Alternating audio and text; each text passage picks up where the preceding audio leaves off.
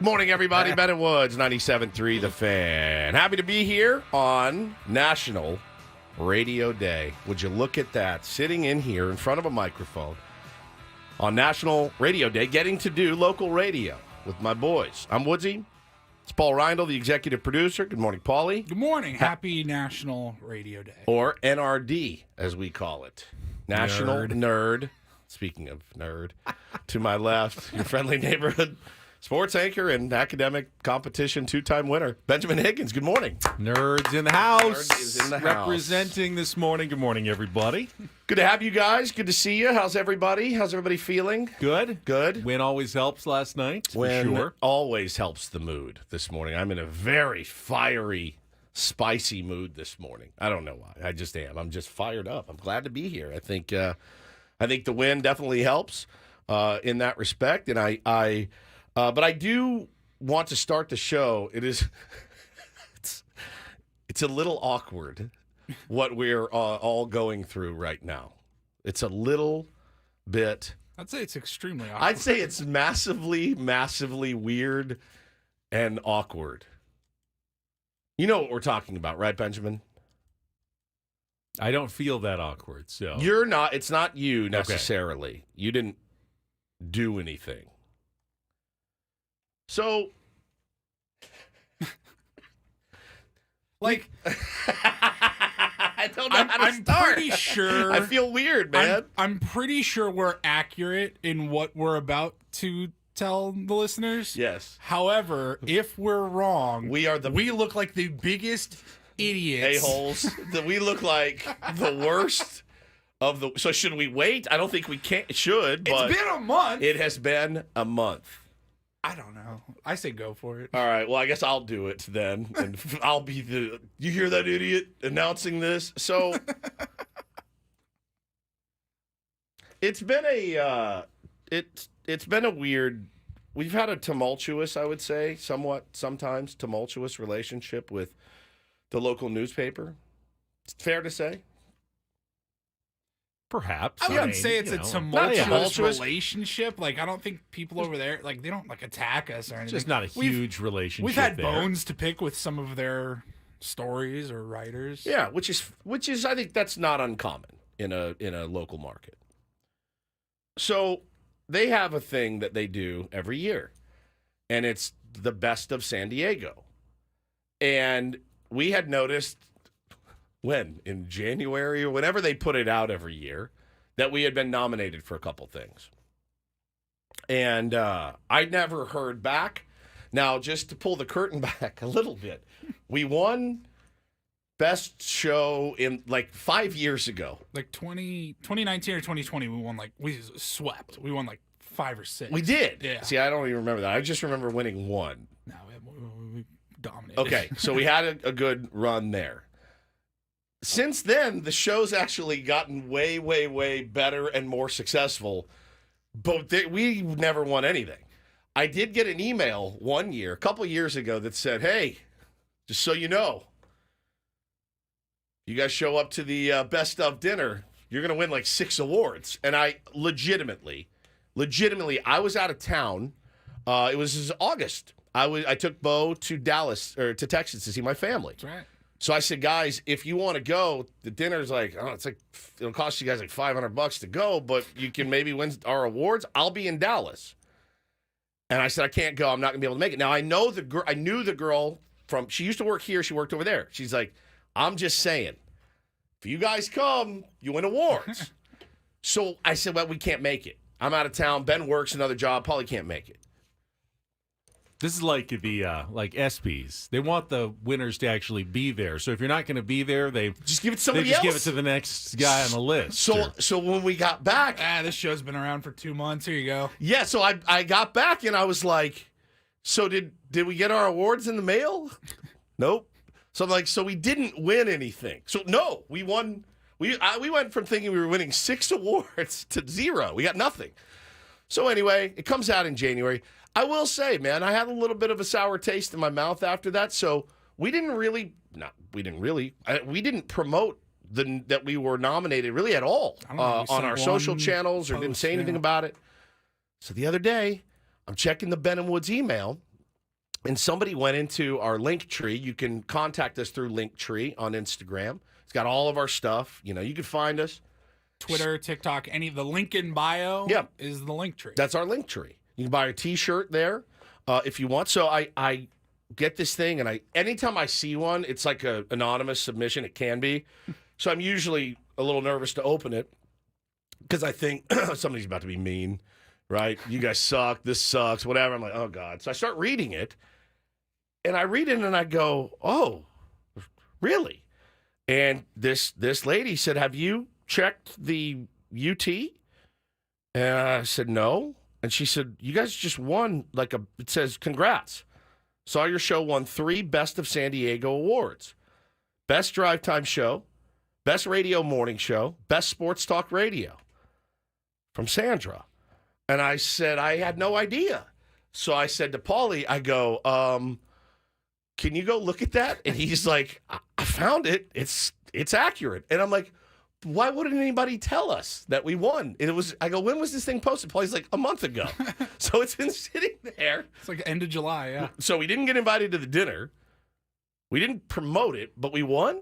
I was like checking my spam. I was checking all my emails. I'm like, I don't see anything. Like, typically they've reached out and like, hey, like, if you congrats, come by and pick up the awards or whatever, like, let us know. Do we have to drive to LA to get it now? Ooh, that's a good question. I don't know. Last time it was still the actual San Diego Union Tribune. I went downtown and got them. Yeah, you picked them up. Well, how do you feel? Do you feel like a winner? I guess so. Maybe they're mad at us. Remember, and Squirrely points out, when we tried to promote Hammer for the best personality. Well, we didn't try. In San Diego. Yeah, I mean. He won it. Yeah, did they think we were making a mockery of their proceedings at some Hammer, point? I thought Hammer was one of the best personalities in town. He was a good Half the personality. time I look at like their best sports anchor or something, and it's like there's like 3 guys that I'm like, I don't think they're alive. This guy or here is exist. dead. Like they Cross him off then. One guy was like, oh yeah, he's like some engineer at another channel, and It's very weird. he might have helped out with a sports program once. It's a very weird. I mean, thing. it's kind of redundant because once you win Best Drive Time Show, then there's no way you should lose Best Morning Show because morning is one of the 2 drive times. So if you're already the best in all the drive times, that means you're inherently the best in mornings. And if you're already the best in drive time and mornings, you better be the best in sports as well at the same time. So it was kind of a 3-for-1. It was pretty cool. I mean, once I saw it actually there on paper, because I'll be honest, I didn't. When Sandra hit the link tree, I didn't believe her. I said it to you guys. I go, you need to take a look at this, Paulie. Paulie did some research on his own, and so it's right there. Like, I mean, it's Radio Drive Time, Ben and Woods, The Fan 97.3 FM. right. Radio Morning Show, Ben and Woods, The Fan 97.3 FM, and Sports Talk Radio, Ben and Woods. And I noticed that you did lose television personality and local sportscaster, so Thanks. I am sorry for that. Well, we both lost Congratulations. radio personality as well. Wait, so. we did, son of a. Yeah, I mean, I like Clint. How Clint's a good dude. awkward would it have been if one of us had won over the other for best radio personality? I think it would have only been awkward for one of us because I am happy for my friends' accomplishments. That's something I've learned 15 years in this business. Be happy for your friends' accomplishments. What's ultimately good for you is good for me. I guess so, but I like that we won as a team. I do all too. of us together. I do so too. we don't JD have- says these are rigged. I worry. I think we just mentioned that. I worry that we weren't the ones rigging it though. So I didn't rig it. Yeah, we didn't stuff the ballot box. This is not a stolen I didn't election. even vote for myself once. No, I didn't either. This is not rigged. It's far on our end. This is not. We didn't steal. We didn't infiltrate. As long as no one's rigging it, it's fair. Correct. But if you have one team that's out there pushing Rigging it. themselves and sending, mass emails to everybody, then all of a sudden it becomes less of an even competition. Well, I'm very proud of you guys. I'm very proud of this show. As you know, I love this show. This show is my heart and soul. I really feel that way, and so I'm very proud of all of us. And I mean, I guess I would like that plaque. It's nice to have a nice plaque. JD says, I used to work for a local newspaper, and these awards are a pitch for an advertisement. So they want you to then take out an ad in the paper that says, Best Look of at San us. Diego tune in to Ben and Woods mornings from 6 to 10 on 97.3 The Fan, and we pay the newspaper then to run that ad to promote ourselves. Do you think Odyssey will take out an ad for us promoting the fact that we won Best of San Diego? No. I really don't. I don't think they will. No, nor do I really expect them to. That money would be better served going somewhere else, I think, in my opinion. But I would like, if you guys are listening at the UT, if you have the plaques, I'd like them. I'd like to put them up in the studio, take them home, whatever. It's nice to be, look, I'm not going to lie to you and say, I don't care. It's always nice to be recognized. Always. Whether it's at home, whether it's with your buddies, whether it's on your baseball team, whether it's a round of golf you just played, everybody likes a pat on the back. Well, I have no doubt that the Tier 1s made this happen. I have no doubt either. The ones who found it voted for us, and we wanted to thank you for your support out there, It was especially in this election year.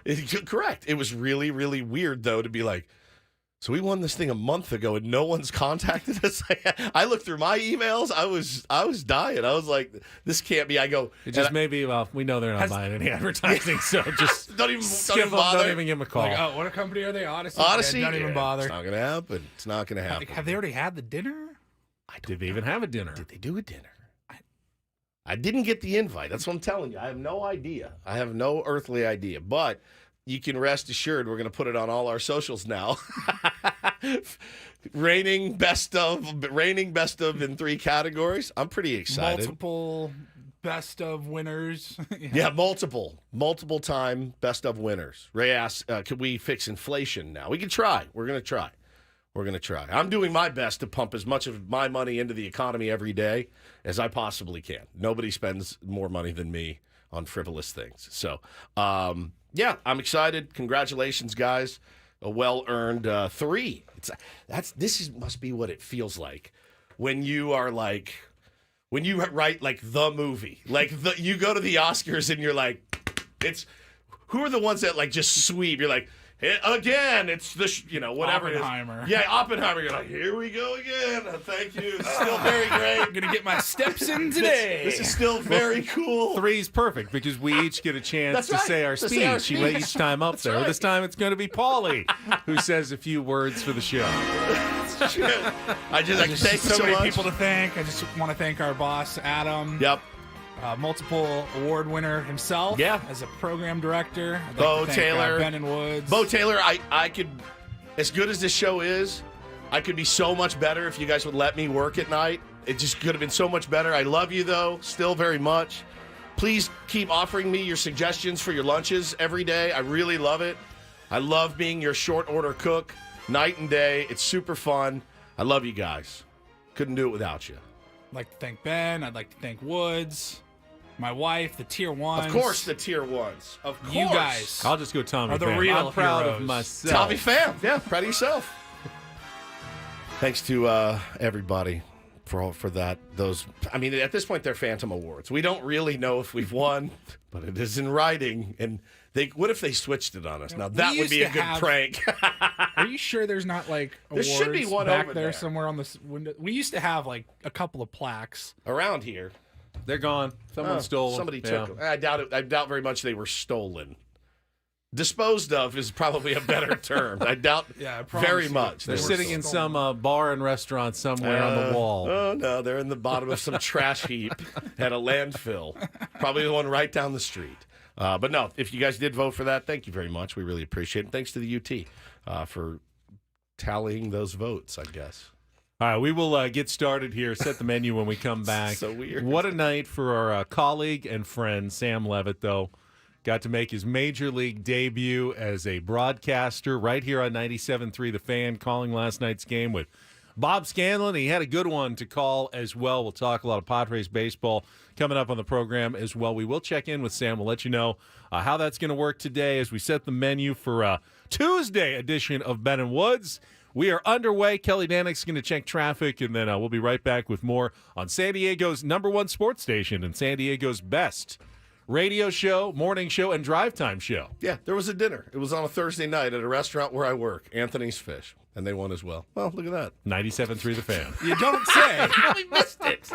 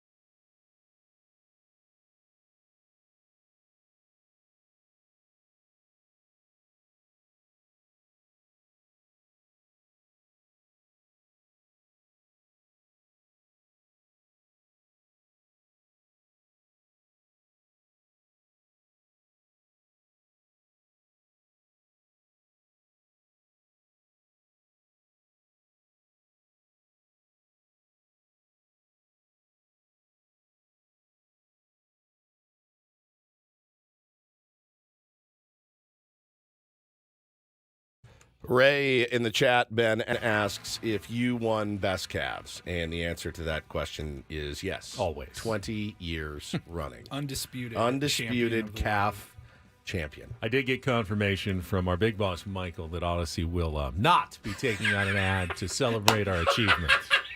Thank you, Michael. We knew that already. Couldn't do it without you. We're well aware of that. Yeah. This hour on 97.3 The Fan is brought to you by Floor & Decor. Unbeatable prices, unmatched in-stock selection. Floor & Decor has more styles of laminate, vinyl, tile, wood, and stone for anyone looking for the right look at the right price. Your next beautiful space is at Floor & Decor. Floor & Decor, unbeatable prices, unmatched in-stock selection. I'm sure they're San Diego's best. Floor & Decor. All right, so here's what we've got coming up on the program today. Should be a good one. We not just one.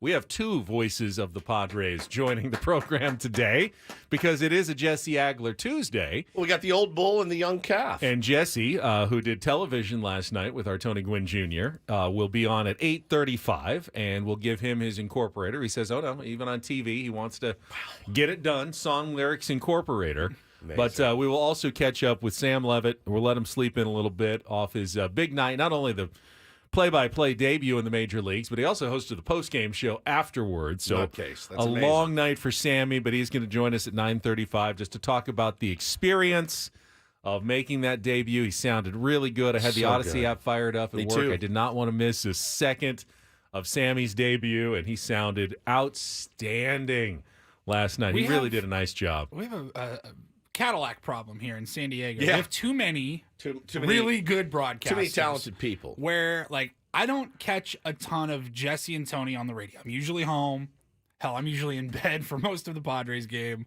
So I'm watching Don and Mud. When Don and Mud aren't there and you move Jesse and Tony over, that's usually a great thing. I'm like, great. I'm still going to be very entertained. But then when Sammy Levitt is calling his first game, I synced up the Odyssey app and watched the game on mute, had him linked up to it, and I felt like I was like, I hope I'm not Jesse's not gonna be mad, but I'm sure Jesse understands. Oh, yeah. You know what I mean? 100%, He's man. he probably wanted everybody to listen to Sammy. Yeah, I mean, I tried to do the sync. Didn't work. I'm unable. So I had already seen the first strikeout before Sammy had said a word. Before Sammy had even done his intro. The TV was 5 seconds ahead of the radio app. Way more.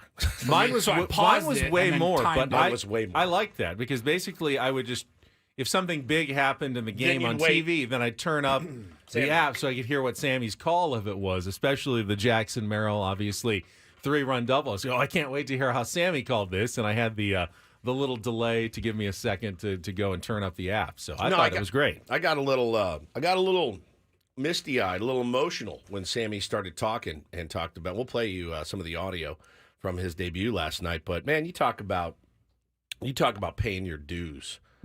You talk about paying your dues on the buses in the minors, as he mentioned yesterday, the Cape Cod League, all of those. I mean, just getting a chance to do that. And you know what, man? Getting a chance to do it in a really full ballpark on a beautiful, beautiful Monday night against a good team and to come away with a dub, go 1-0 in your debut as a broadcaster. I was explaining it to Bo, and I said, he goes, oh, no, he's done games. I go, no, you hear him on the pregame. And he goes, oh. I go, buddy, this is like getting the call up. If you're in the minor leagues, and you've been in the minor leagues for 7 years, and you've been working and lifting weights and running and hitting ground balls and fielding ground balls, and they finally call your number and you get the chance to go play in a big league game. I said, other than the physical part of it, it's no different. I mean, you got called up to the big leagues. And I was thinking about my first day by myself in there, in the next studio over, by myself, full blackout. I mean, I had no idea what I was doing. I mean, Sammy had at least done it before, just at a different scale. And I thought about it, and I went, I don't remember that day at all. That's why I was telling him yesterday, make sure you take it in. Make sure you remember it. I just went in and had a full blackout, but the difference was I didn't have people pat me on the back after I was done. That's the weird thing. The reviews for Sammy Levitt last night were through the roof. It was so good. I'm so happy for him. And I don't want this to come off wrong, but I'm so proud of him. I'm curious, how bad the butterflies were because I couldn't hear it when I was. He texted me that he was strangely calm. Was he calm? He sounded like he's been doing it for 20 years. Well, I gave him the stand-up comedy advice. Remember the advice that stand-up comedian gave me? Do you remember? 10 seconds. Picture everybody naked. No, that's a tired bit. That actually makes it worse because then you start looking at some guy and you're like, ugh, I bet you have You have 40,000 fans to choose from at Petco That's Park. fair enough. Yeah. So he told me, I think it was Craig Gass actually that told me, he goes, oh, you're doing a stand-up bit? And I go, yeah. And he said, 10 seconds before you walk on stage, tell yourself, I don't care how this goes. And it changed my whole, and it just, the anxiety kind of went away. Now, obviously, you do care. You care very much how it goes. You don't want to bomb, but it just kind of put me in the right mind frame of like, so I texted him that advice yesterday. I go, hey, have a great time tonight. You've earned this. Stand-up comedian told me one time, 10 seconds before you go on, I don't care how this goes. And you're immediately relaxed, and you're just in the flow of the game. And Sammy's called a billion baseball games, just at a different level, but very happy for him. Back to what I said earlier, though, about how we have a Cadillac problem of too many good broadcasters. They're all really good people, too. And for Sammy is such a gem of a human being. 100%. I was so just happy, proud, but mostly just happy for him. And this was a short clip, 6:42 p.m. I think they were a little delayed yesterday, maybe. Scanlon wrapping up the... They have Peyton Manning telling stories on the field. Maybe. Hey, I love Petco Park, man. Bob Scanlon was finishing up the lineups, and he introduces Sam, and I swear to God, I was like starting to like get a tear. I got a little Michael misty. King's going to take his final warm-up pitch as Willie Castro will be coming up to the plate. And now for tonight's play-by-play, making his major league debut. Congratulations, Sam Levitt. All right, Scan, thank you very much. Good to be here. A lot of nights on the minor league bus, I guess. Worth it for this moment right here. Beautiful night here in America's finest city. Game one of this 3-game series between the Padres and the Twins. Oh, I loved Awesome. it so much. So, proud of him. we will hear from Sammy later in the program. But if you didn't catch Sam last night, our Padres wrap-up in our next segment will feature all of his highlights from last night's 5-3 win over the Minnesota Twins. We'll Loved talk it. about Michael King's performance, Jackson Merrill's big moment, and more. 7 o'clock, we can talk a little update on Ha-Sung Kim's injury and situation. The information we did get, a little vague from Mike Schilt yesterday on the results of the Ha-Sung Kim MRI, but we can talk about that coming up at 7 o'clock. Take on Woods at 7:10, chance for you to qualify for the trip to Las Vegas and our musical trivia contest head-to-head against Woods. Don't do this at 7:20. As I said, Jesse Agler, Sam Levitt in the second half of the program. So should be a good Tuesday. Let's get to it. Our Padres wrap-up featuring none other than our own Sammy Levitt. Coming up next with Ben and Woods on San Diego's #1 sports station, 97.3 The Fan.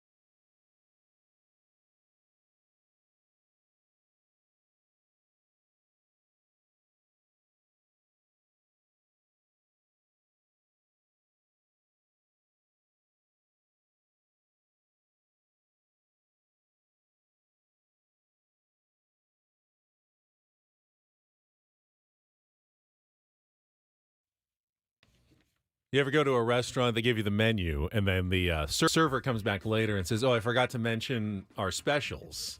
I forgot to mention we do have some Padres tickets to give away on the program today That's as well." special. Yeah, Padres Mets tickets for Friday night's game at Petco Park. Very big series, obviously, with the Mets as one of the wild card contenders in the National League, and I'm going to try to give those away in the first half of the program. A lot of times we wait until the last moment, which is what I did 9:35. yesterday. Not really on purpose. It's more because I stopped kind of thinking about it. But today, for the early listeners, sometime in the first 2 hours here of Ben and Woods, we're going to give away some Padres Mets tickets. So stay tuned for your opportunity to win those coming up here on Ben and Woods.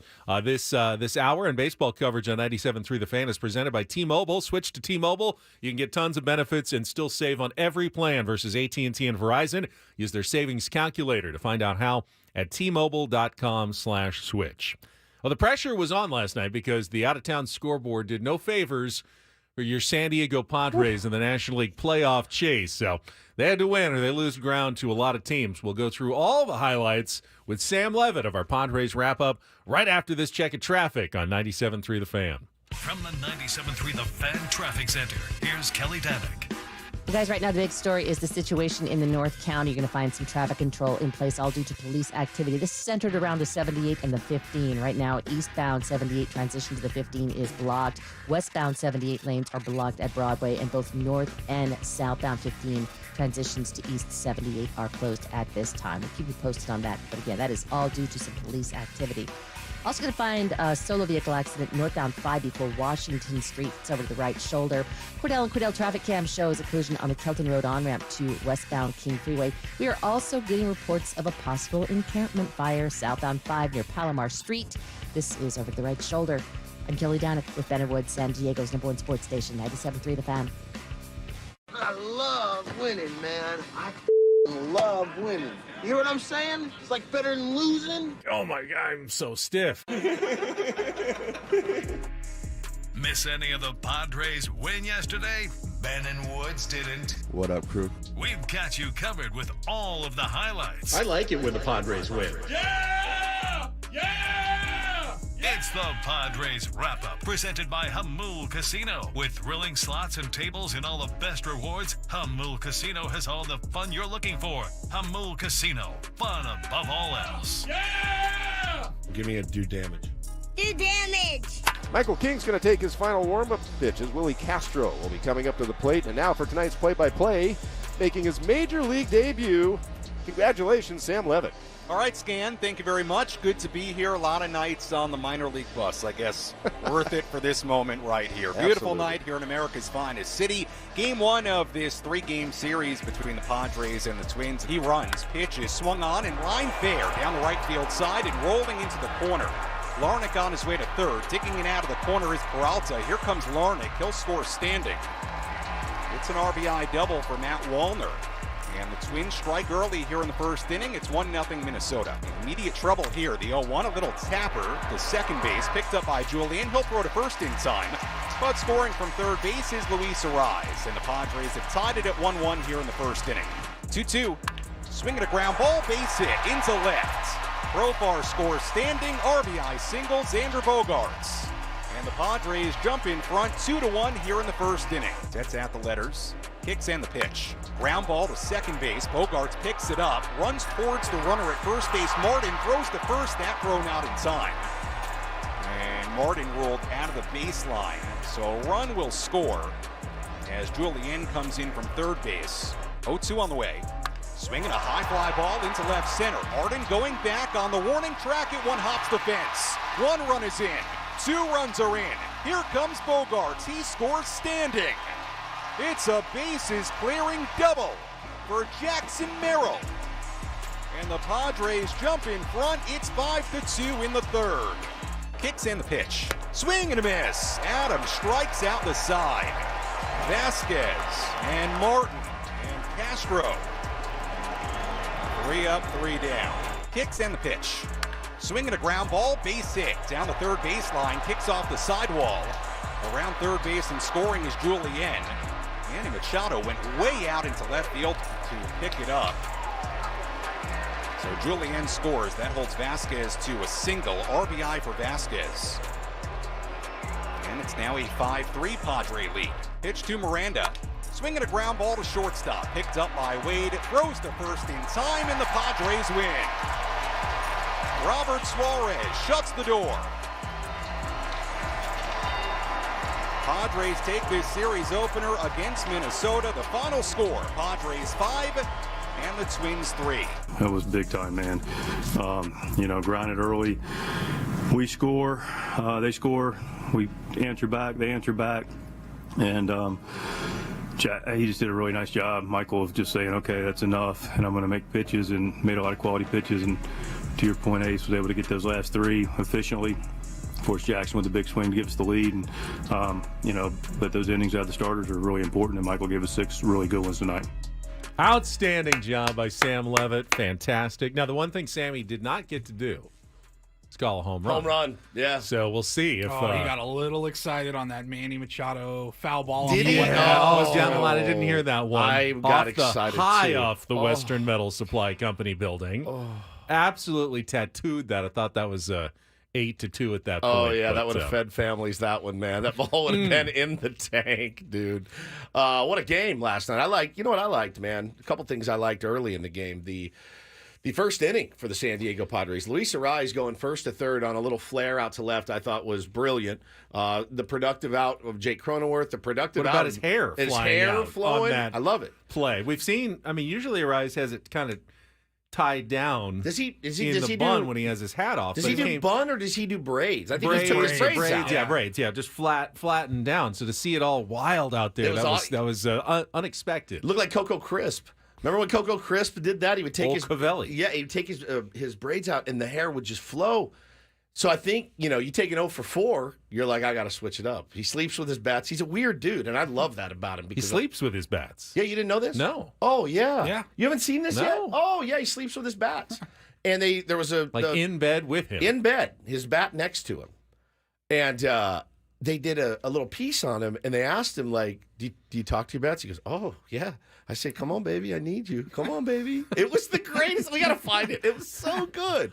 He also says that was amazing. A lot. It was amazing. It was Did you see amazing. the clip? We got to find that, Yeah, too. I've We seen didn't, that, too. we didn't play that. I think Paulie was out, but somebody did. I think it was Michael Shin, our buddy. I watch it every time he does an interview now because he'll almost always drive. That was Oh, it's amazing. That was amazing. Michael Shin tweeted like a week ago, and he did the cut, like if things Ben likes, but it's all Luis Arraez saying amazing, and it's brilliant.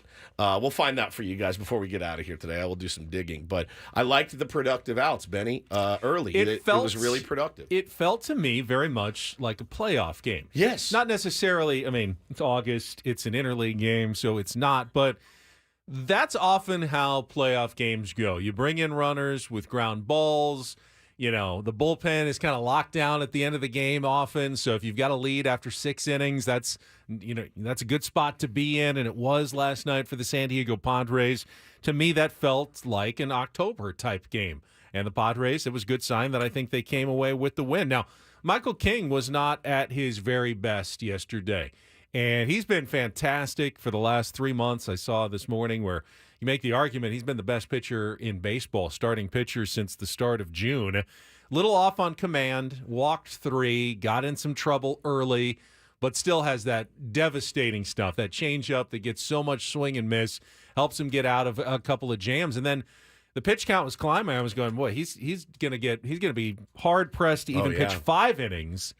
But then he got bailed out a little bit or made the pitches that he needed. A couple defense. of line drives right at people, but ended up just throwing 13 pitches in the last 2 innings to help him get very reasonably through 6 innings. 21 in the last 3. Yeah. I mean, that is outstanding. 64 pitches in the first 3 and then 21 to get through the next. And yeah, sometimes the other team helps you out. Sometimes they hit it, atom balls right at dudes, and that's exactly what happened. But I will say this, and I will say this with I'll stand on this.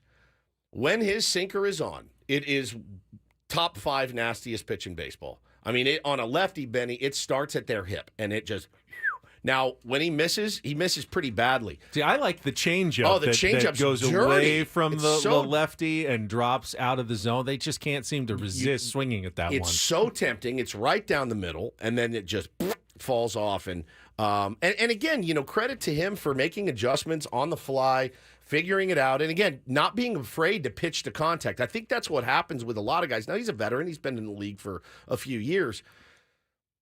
You start struggling with command, and you're like, oh, God, you try to be too fine, and you're afraid to use Manny and Tyler Wade and Xander Bogaerts and Jake Cronenworth and Jackson Merrill and Jerks. You're afraid to use your defense. You're like, man, these are the big leagues. These guys are not just try to avoid barrels best you can, but still try to attack these guys. And that's what he did last night. He was brilliant, man.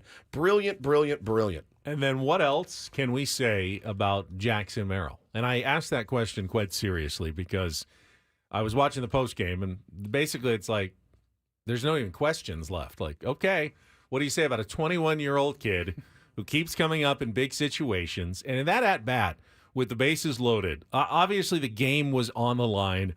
Zebby Matthews gets ahead with 2 fastballs. Zebby Williams. No, Zebby Matthews. Stop that. Zebby Matthews gets ahead 0-2. And I've seen many rookies. You know, you get 0-2, they're done. You know, Buddy, they're going to chase the next pitch, and the inning is over. But, you know, Jackson just has this thing where he's not intimidated by the count, the situation, where it is in the game. None of it. He just continues to put good swings and good at-bats together. And what a terrible pitch from Zebby Matthews. Williams. Is it Williams? No, it's Matthews. Matthews. Oh, my God. Oh, my God. He threw him 2 heaters up in the zone, both above the zone, and he swung at both. And then you could throw. What did he hit? Did he hit a changeup? Why would you? Left it why up. would you? Why? It was a It's mistake. Just a dumb pitch to throw there. But you could tell Jackson was going for those first 2. Oh yeah. And then the changeup, he stayed back, even though it was up. He stayed back on it, drove it into the gap in left center the other way. Elite hitting. Elite. That is a sign of such a mature, beyond his years baseball player. That is incredible, and there's really not much left to say about Jackson Merrill. Just leave it sitting out there. He's been great. He's probably been, would you say, the best player the Padres have had in the second half of the season? Yeah, no question. Yeah, pretty much. Yeah, I mean, Xander started off really hot after injury. He's had some great moments. Sure. There's been a lot of contributors, but I think since the All-Star break, if you had to pick an MVP for the Padres, that's him. It's Jackson Merrill. 21-year-old rookie, by the way, who had this to say yesterday. He apparently he likes to be in the clubhouse. And I don't blame him. As a 21-year-old in the big leagues, having the year that you're having, wanting to be in there makes perfect sense to me. Dude got to Petco Park yesterday at 11:30 a.m., sat in his car for half an hour so as not to piss off the clubbies, as he said. If you get there too early, the clubbies are like, come on, bro, we got work to do. Like, you're in here. And so he sat in his car for 30 minutes waiting to go in at noon for a game at 6:40. It's like you for a 6 o'clock party sitting It's out like there. me. It's like me for every Tier 1 game. I'm there 2 hours early. That's where I like to be as well. I don't blame him a bit. But, you know, the veterans will be like, what are you getting here so early? You're making everybody else look bad, and you're making the clubbies look bad. So he's a baseball rat, man. He belongs on the field playing baseball with his friends. That's what he was born to do. And then the bullpen work, outstanding by the ASS trio of Adam, Scott, and Suarez, even though Suarez did give up a run there with 2 outs in the 9th inning. But that means we can play. And I don't think we've been able to debut this, though. Paulie, do you have it ready? I've got it ready. All right, so you've heard our Sunday lament song. We decided that the Padres back end of the bullpen needed its own song. So, Paulie, what did you put into the AI machine for this one? The song that it gave me, it's a rock and roll song, and it is called "Ass to the Rescue." Nice. Nickelback. On edge, blood is crawling. Here comes Adam like a hurricane storming. Fastballs and sliders hit us just morning.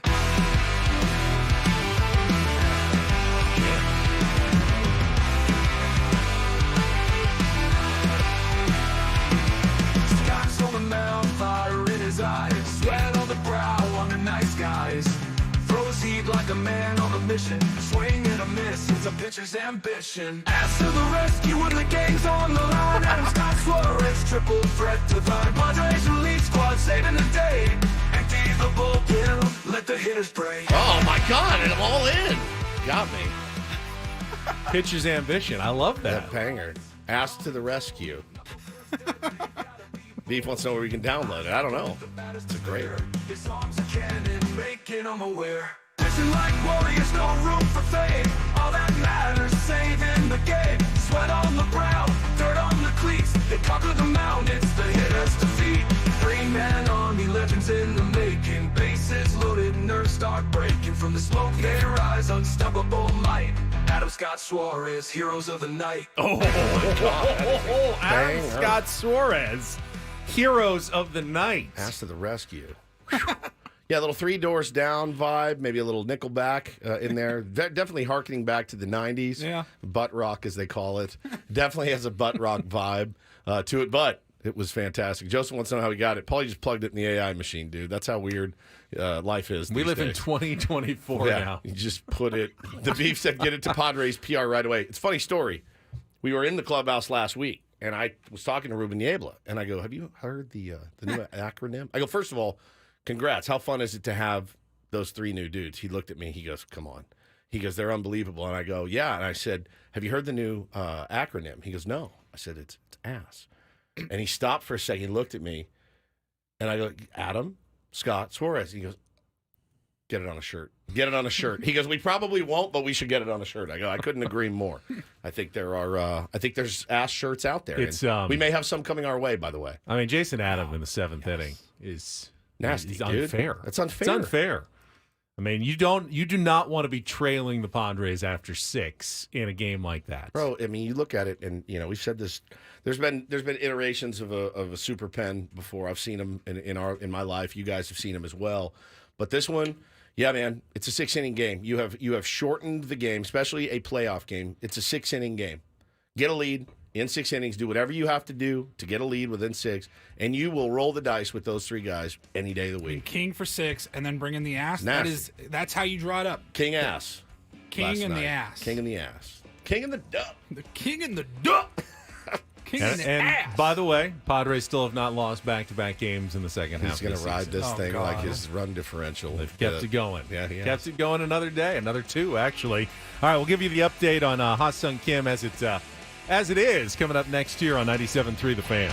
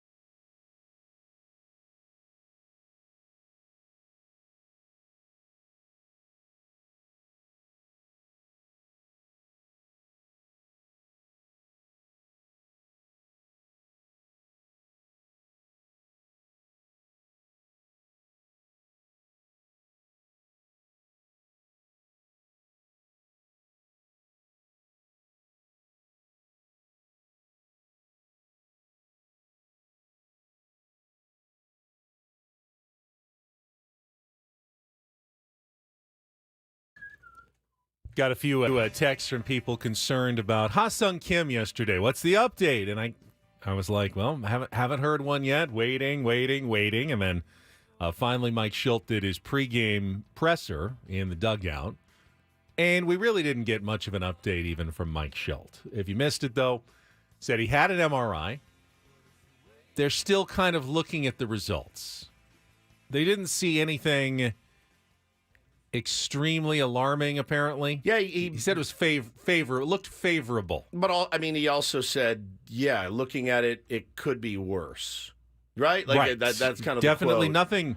Nothing shot out like, okay, he's done. Oh God, yeah. But he also kept his options cards close to the vest open as well. But sometimes it takes a little day and you do a little more analysis and you do see something that's more concerning. So he didn't want to just say Kim is going to be fine for sure.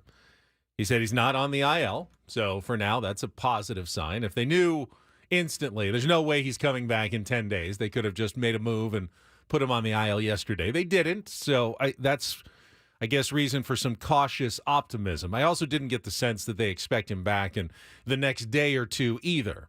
That whatever it is serious enough that he's going to be down a little bit and maybe more. And an IL stint is not out of the question entirely either, which gives you almost no update on Ha-Sung Kim. I mean, other than they haven't decided on any move that's going to end his season at this point. Yeah, and that's good. You know, it's our buddy Jeff, who's a huge Tier 1 in the chat, said, man, I'm getting kind of annoyed with these injury updates. And look, it's part of baseball now, and it hasn't really changed. It doesn't really surprise me anymore when they're not massively forthcoming. And I think as it pertains to injuries, too, you kind of want to underpromise. And you kind of want to underpromise and overdeliver.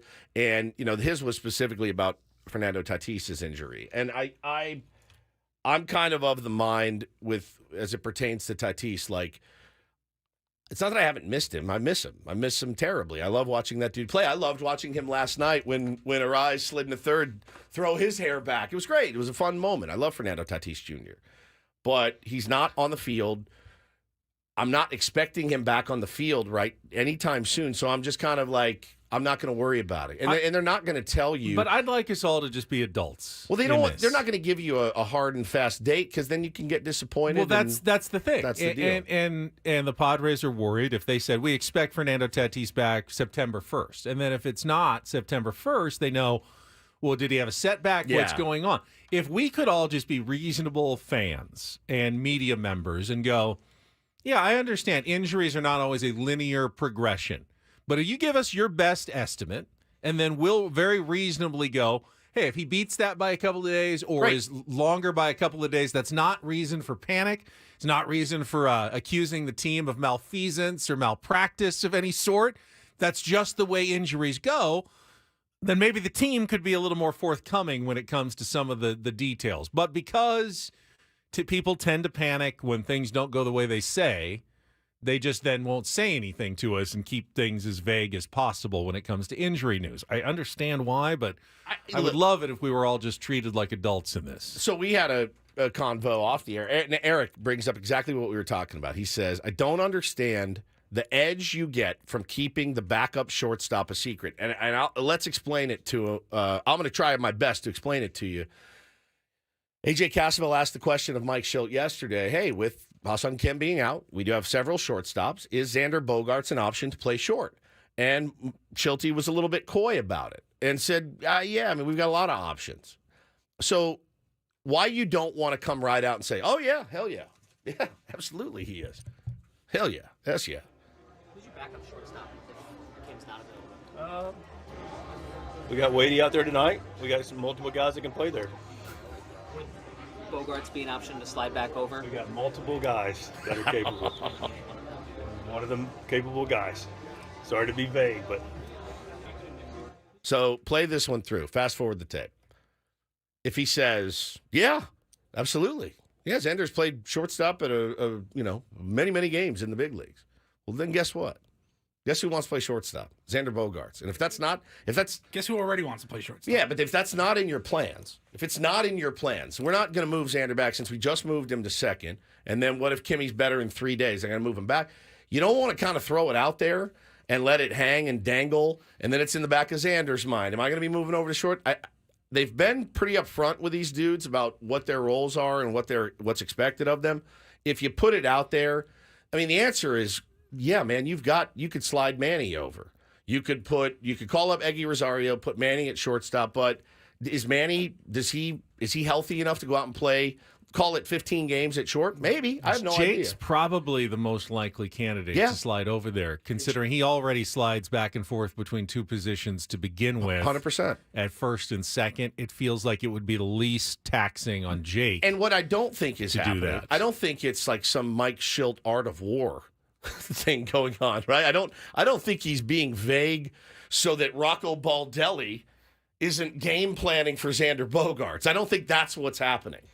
Right, at all. There's a lot of nuance. I get it, to being a manager. Yeah, there's a lot. And if you put that out there, if you put it out there that, yeah, Xander is an option, well, then Xander is going to be thinking he's an option. And if he's not an option, you don't want to hang it out there. And you don't want to insult Tyler Wade either. And I'm about to insult Tyler Wade, unfortunately. He's not an everyday shortstop. No, he's not, and that's okay. If Kim is out for a couple of weeks, and I'm not saying he's going to be, Tyler Wade can't be playing shortstop every single day. You have better options than that. Correct. In your lineup to get in there than Tyler Wade. Yesterday, fine. Absolutely. We're evaluating. Today, we're trying to figure it out maybe today. If it goes on more than a couple of days, Tyler Wade should not be out there every single day. But Mike Schilt doesn't want to say that either. He doesn't want to insult any of his players by going, well, yeah, I realize Tyler Wade kind of sucks and we can't put him out there, but he's not ever going to say that. No. Tyler Wade's been a valuable member of the team. He's not your starting shortstop, nor should he be your starting shortstop for any lengthy period of time. So you are going to have to make a decision in the next couple of days if Kim is not back about who to move over there, whether it's Xander, Jake, Jackson, Manny. You have lots of options, as you just said. All of them come with some pros and some cons about moving them over, and they'll make that decision and that evaluation. And when Tatis is healthy, our whole outfield could play short. There's no question. And Eric's is part of managing egos, ? Yeah, 100%. I mean, yeah, absolutely, dude. Absolutely, it's part of managing the ego. So, but yeah, somebody said that Tyler Wade provides everything that Ha-Sung Kim provides. No, he doesn't. I think there's one aspect that seems pretty clear to me, and I'll share that. First, let me throw out the number for Take on Woods. We need a contestant about 2 minutes away from our game. 833-288-0973. We got that trip to Vegas and Carrie Underwood tickets standing by for a potential winner. 833-288-0973. Call right now. Xander Bogaerts is a veteran and a pro, and he understands the situation. But the Padres went through the process of moving him to second base. It wasn't necessarily the easiest process. Xander had to come to grips with it. We remember his quotes in spring training about, not wanting to move closer to the bench. What it was, not, to first base. It was too close to the bench. Whatever. He clearly, the psychology of moving off shortstop was big for him. Big. So he's worked really hard and has played good second base. I can see why the Padres might be hesitant to just willy-nilly throw him back at short for 4 days and then go, okay, now you're back to second again. They've got him at second. They want him to keep working at second. My guess is he's not one of the top options to move over to shortstop, except in an emergency at this point. Yeah, 100%. I guess I would love to know what their plan is for next year. If Kim walks, then who's your shortstop? Yeah. Because you have a guy that you signed as a shortstop. I think on his press conference when he signed his contract, he said, I'm the shortstop. Yeah.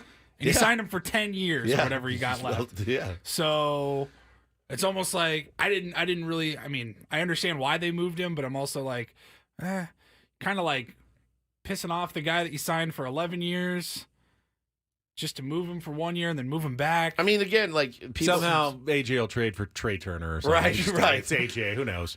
Bo Bichette's a free agent. He has not been very good at shortstop. Iris says Kim has underperformed in both defense and offense. Bottom line, no ifs, ands, or buts about it.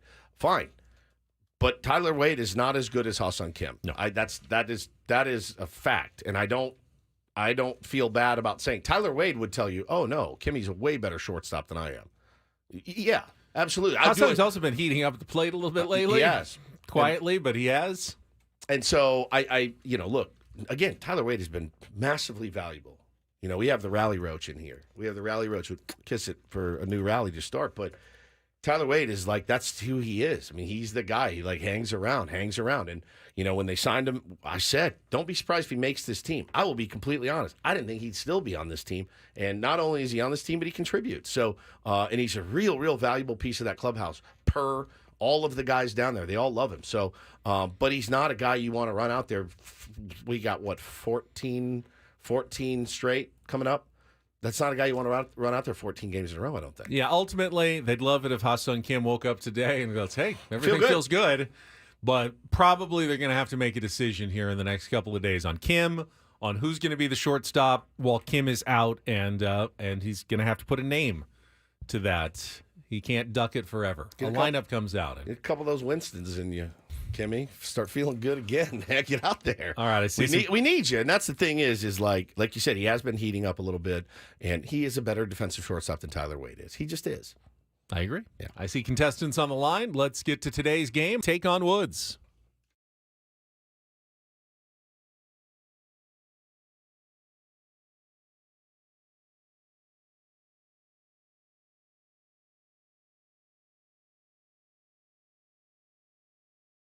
All right, Take on Woods brought to you by Valvoline Instant Oil Change. It only takes 15 minutes. You don't have to get out of your car. For directions and discounts, go to SoCalOilChange.com. That's SoCalOilChange.com. This says Wilkie. Sounds like a new contestant. Wilkie, are you there? Yes, sir, I am. All right. I know Wilkie. Congratulations. Not a new contestant. Not a new, okay. I'm a Tier 1 baseball player. Oh, all right. Well, you're in today for your chance to qualify for our grand prize. Paulie? That's a two-night stay at Resorts World Las Vegas, 2 tickets to Carrie Underwood, her Reflection at Resorts World residency, which is underway now, and tickets are on sale at AXS.com and RWLasVegas.com. Well, you've done it before. You know the rules. You know Woods, your opponent. Your category choices are Sprechen Sie Deutsch, 5 bands or artists who made it big around the world, with some German ties on those. Huey Lewis and the News, or The End of Life Part 2. We had one last week. Now we have 5 more song titles that end in the word life. All right, Sprechen Sie Deutsch, Huey Lewis and the News, or The End of Life Part 2, Wilkie? Let's go Life Part 2. All right, new category today. Again, this time it's not all 2-second songs, but it is 5 song titles that end in the word life. You'll have 60 seconds to answer as many as you can. Pass if you don't know one. We'll come back to it if there's time left on the clock. First question is a 2-second song. Paul, you'll play you the music. You need to give me the title of the song that ends in the word life and the artist to score that point. Wilkie, you ready to play? Let's roll. All right, Paul, you good to go? Yes. All right, Woods in isolation, 60 seconds on the clock. The category, The End of Life, Part 2. Wilkie, your time begins when Paul plays the music. Good luck. Let's take on Woods. Step 1, you say we need to talk. Oh, Pat. Written by Prince, which 1984 song was the solo debut hit for artist Sheila E.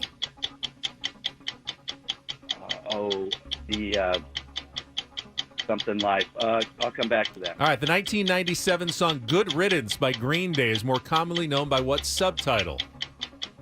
Time of Your Life. Correct. David Bowie co-wrote which 1977 Iggy Pop hit that Rolling Stone ranks as one of the 500 best songs of all time? Lust for Life. Correct. Dave Grohl calls which 2002 Foo Fighters track A Little Dirty? It won a Grammy for Best Hard Rock Performance.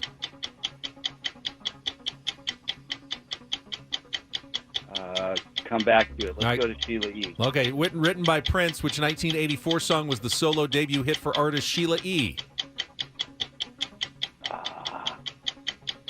Next one. All right, go back to Dave Grohl calls which 2002 Foo Fighters track A Little Dirty. Okay, we didn't get that one.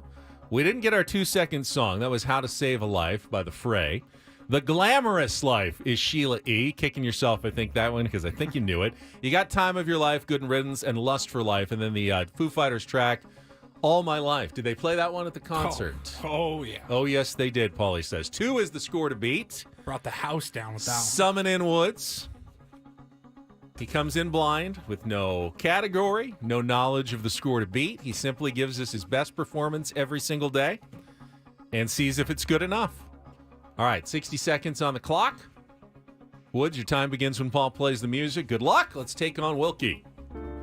Step one, say How to Save a Life, The Fray. Correct. Written by Prince. Which 1984 song was the solo debut hit for artist Sheila E.? Pass. The 1997 song Good Riddance by Green Day is more commonly known by what subtitle? Time of Your Life. Correct. David Bowie co-wrote which 1977 Iggy Pop hit that Rolling Stone ranks as one of the 500 best songs of all time? Glamorous Life is the Sheila That E. is song, correct. by the way. All right, read that one again. David Bowie co-wrote which 1977 Iggy Pop hit that Rolling Stone ranks Lust as... for Life. Correct. Dave Grohl calls which 2002 Foo Fighters track... All My Life. Yeah, very good. 5 for 5 and a 5-2 win over Tier 1 baseball player Wilkie. That's our beloved. Yeah, Wilkie. Sweet angel. But we don't throw any of the contests. No. Not a winner today. Wilkie, thank you for playing. Woods, that was the End of Life Part 2. Well, that's very morbid. Now, all the song titles ended in the word Tomorrow, Suicide. Plenty of options in the music world if I wanted to go that way. Wednesday is Feline Cancer. All right, Don't Do This is coming up next. Rarely do we walk back a story of a guy urinating on another person, but I think we have to in this case. On an airplane. On an old lady in an airplane. Was it an old lady? It was an old lady, a grandma. Well, after I heard On an airplane. After I heard the explanation, I get it. This sounds weird. It does sound weird. All right, that is coming up next with Ben and Woods after a check of traffic on 97.3 The Fan.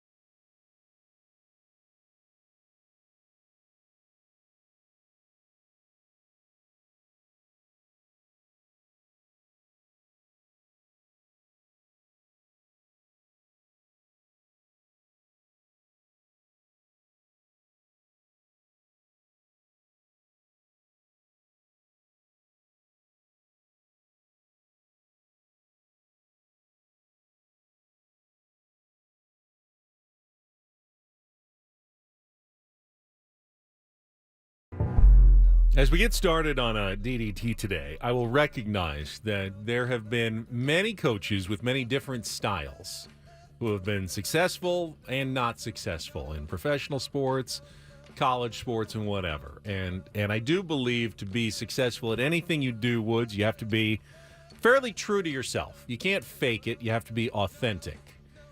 But for the most part, I think especially now in the year 2024, a positive style seems to be the way that most coaches go. Wouldn't you say that most modern coaches, unlike the Bobby Knights and the old school baseball coaches, it's now about positivity. Who's look the at Mike most red Shields. ass coach in sports right now?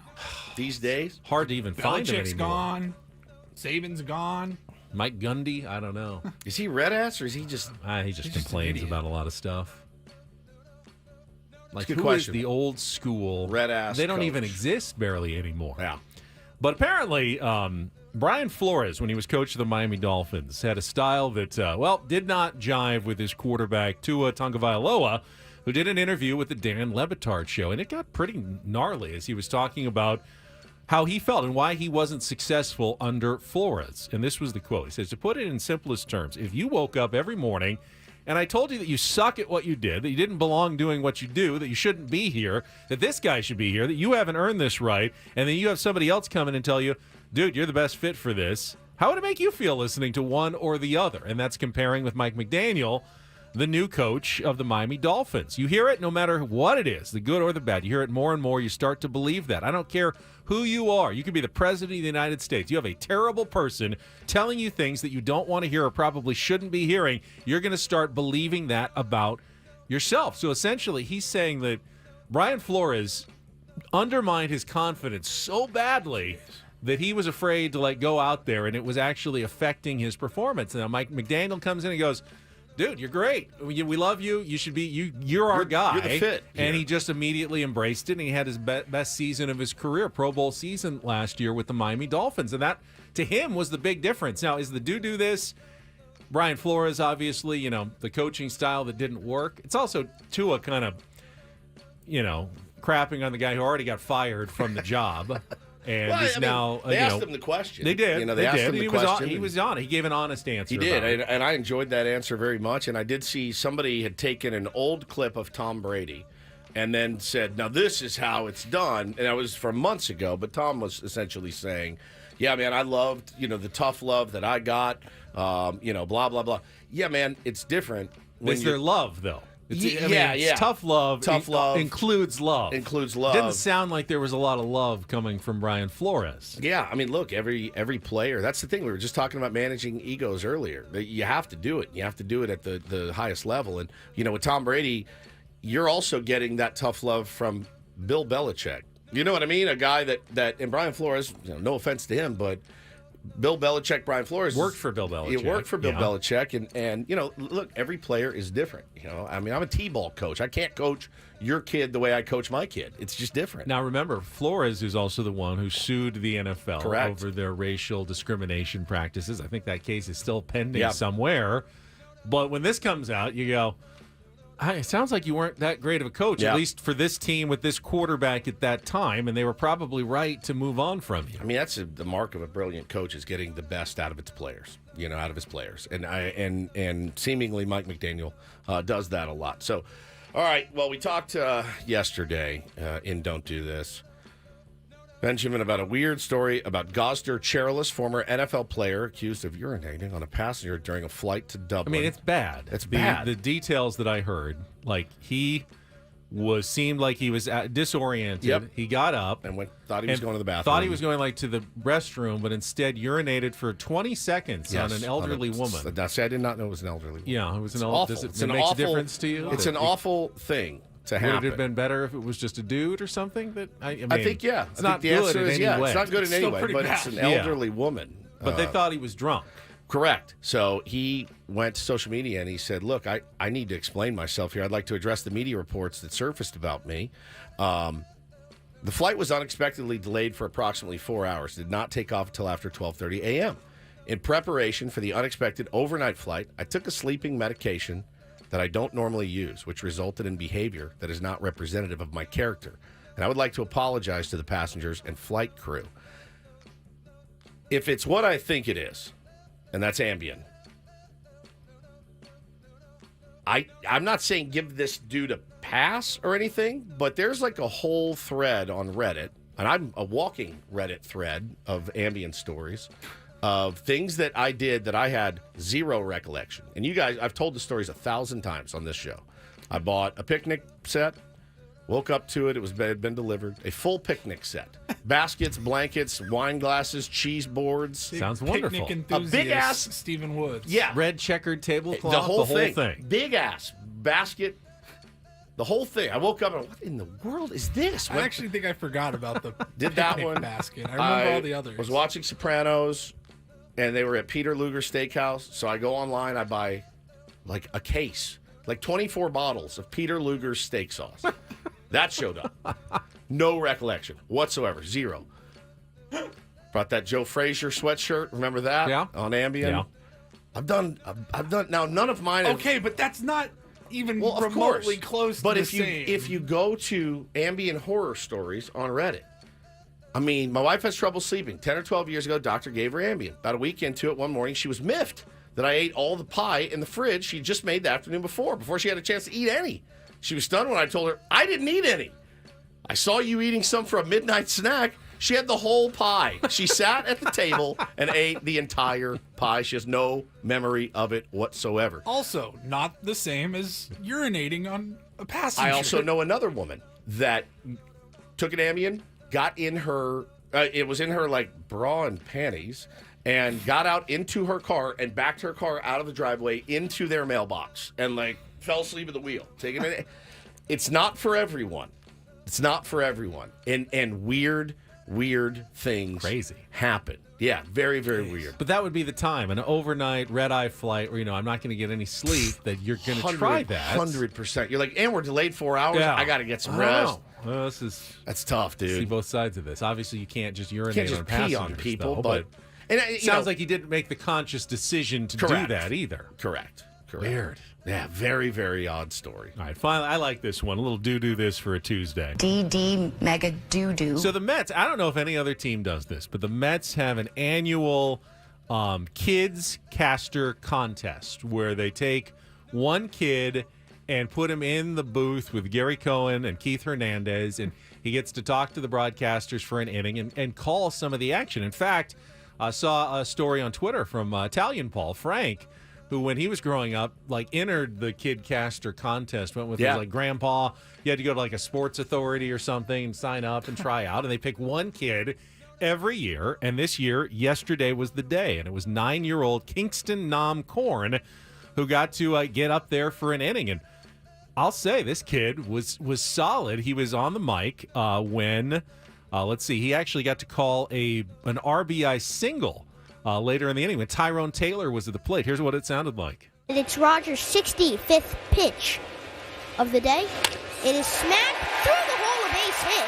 That'll score an Alonso, and Alvarez pulls in at second with an RBI single for Tyrone Taylor. I love it. The Mets now lead 3-0 against the Baltimore Orioles in the fourth. Pretty good. Really good. Very Pretty solid. good. It's weird hearing the high voice, but it's really, really well done. He did a good job. Yeah, Thomas, was the kid passable? Yes, probably better than Adam Klug. If we need a pre or post game show host, I think better than just some guy off the street. I think that Kingston might be the choice. You know what it reminded me of, though? We heard Sammy's story about growing up, and he was a Mets fan, and I thought this kid sounds exactly like a 9-year-old Sam Levitt. Yeah, would have Play sounded it again. Watching Mets games.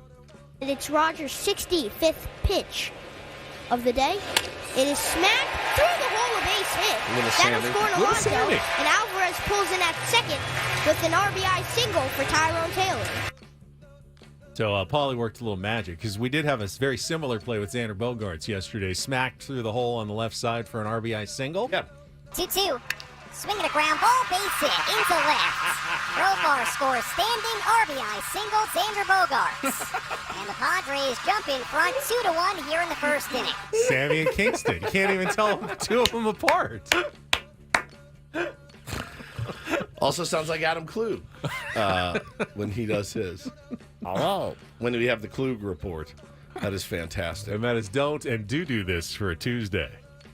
That was Don't Do This with Ben and Woods on 97.3 The Fan. All right, I promised it to the earlier listeners today. I want to give away. Speaking of the New York Mets, Padres Mets this weekend. I got a pair of tickets to Friday's Padres Mets game to give away right now. Dial us up 833-288-0973. Sixth caller going to win 2 tickets to the Padres Mets. Both teams making the push for the postseason. You can grab your tickets at padres.com/tickets. But call now. 833-288-0973. We'll come back. So we were talking about Ha-Seong Kim missing. Yesterday, ESPN actually named Ha-Seong Kim as one of the most underrated players in baseball. And I'm curious if Padres fans agree with that and which Padre landed on the most overrated list as well. Take a guess. We'll get to that coming up next on San Diego's #1 sports station, 97.3 The Fan.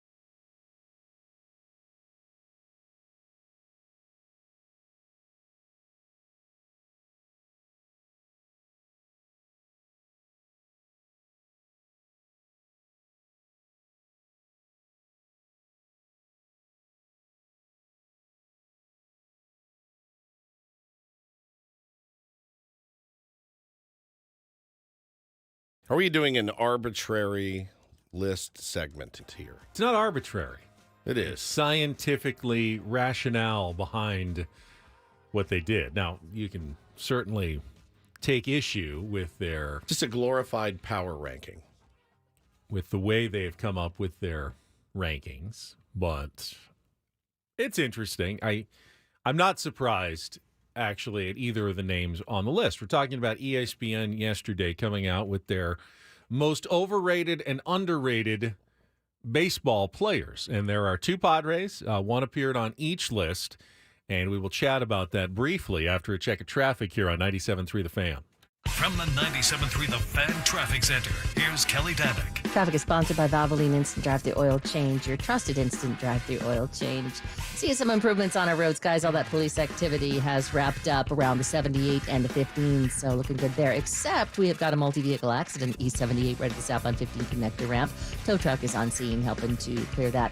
Also reports of a collision on the Navajo Road off-ramp, northbound 125. Stop by any of the 30 San Diego Valvoline Instant Oil Change Centers. You don't have to get out of your car. It usually only takes 15 minutes or less. Plus, get a free courtesy check of your tires and battery. Visit SoCalOilChange.com for directions and discounts. SoCalOilChange.com. I'm Kelly Danick with Ben and Woods, San Diego's #1 sports station, 97.3 The Fan. By the way, congratulations to Ben, who won the Padres Mets tickets for Friday. I'm sure it'll be packed, just like it is every single night. Oh, not me. He's very excited. Last night was actually, and Kevin Acey wrote about this in the UT as well, one of the more impressive crowds of the season. They announced just over 40,000 at the game. And while there were some empty seats up in the corners, Monday night, Twins, no giveaway. Crazy. And you're still putting 40,000 in the ballpark. School's back in session for a lot of school districts already in San Diego. What is a school district? School districts in San Diego. Your kids both back today, right? Yeah. Yeah. I'm very happy. Yeah. I love them so, but I am very. But that can make it more difficult for families to, night at the ball yard. Yeah. If it's a school night. So to see that many people last night, most of them staying in place until the very end. Robert Suarez coming out to his new walkout production with the lights going down and everyone takes out their cell phone flashlights and waves them around like it's a giant concert. It's a pretty cool moment. It is. That they've orchestrated at Petco Park and came through with his 28th save of the season. He is not one of your most underrated or overrated players in baseball. So ESPN came out with this yesterday, and basically their metric was based on votes generated in the All-Star game. Players who are rated highly get a lot of votes for being an All-Star, and guys who get very few votes are basically not getting a ton of attention or credit. And by those metrics, contrasted with their WAR and their production on the field. And by those metrics, one of the more underrated players in baseball was Ha-Seong Kim, who produces way more than fans recognize in terms of at least what they're voting for him to the All-Star game. And obviously a lot of his value comes through defense and things that don't necessarily show up on the traditional slash line of a batting average, which hasn't been great this year. But they still say, based on his performance and production, he ranks as one of the most underrated players in baseball. Yeah, 66 disparity points. Yes. Whatever that is. That's the difference between his performance rank, which is 37th, and his support rank, which is 103rd in baseball. Like there was 102 players who got more votes for him for the All-Star game. Okay. But he actually is better than 66 of those when it comes to actual production on the field. Okay. Yeah, the write-up about him says another player on the underrated list having a down season. Kim typifies a kind of player who gets persistently overlooked. Basically, it's the type of player who creates a disproportionate amount of value in categories other than hitting. Kim has been above average at the plate in a couple of his big league seasons, but where he shines is in the field and on the bases. Put up a 15.3 B-WAR since 2021, but has yet to appear in his first All-Star game.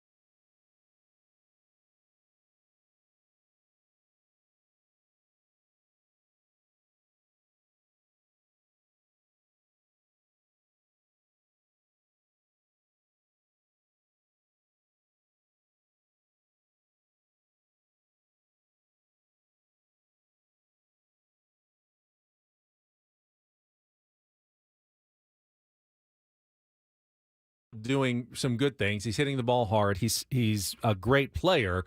Now, do fans still remember maybe Manny from pre-surgery and give him a little extra credit? Fine. He deserves it, what he does. Now, he did something I've almost never seen Manny do last night, and I don't know if you noticed this. Oh, the ball? Going after the ball? Yeah. Oh, yeah.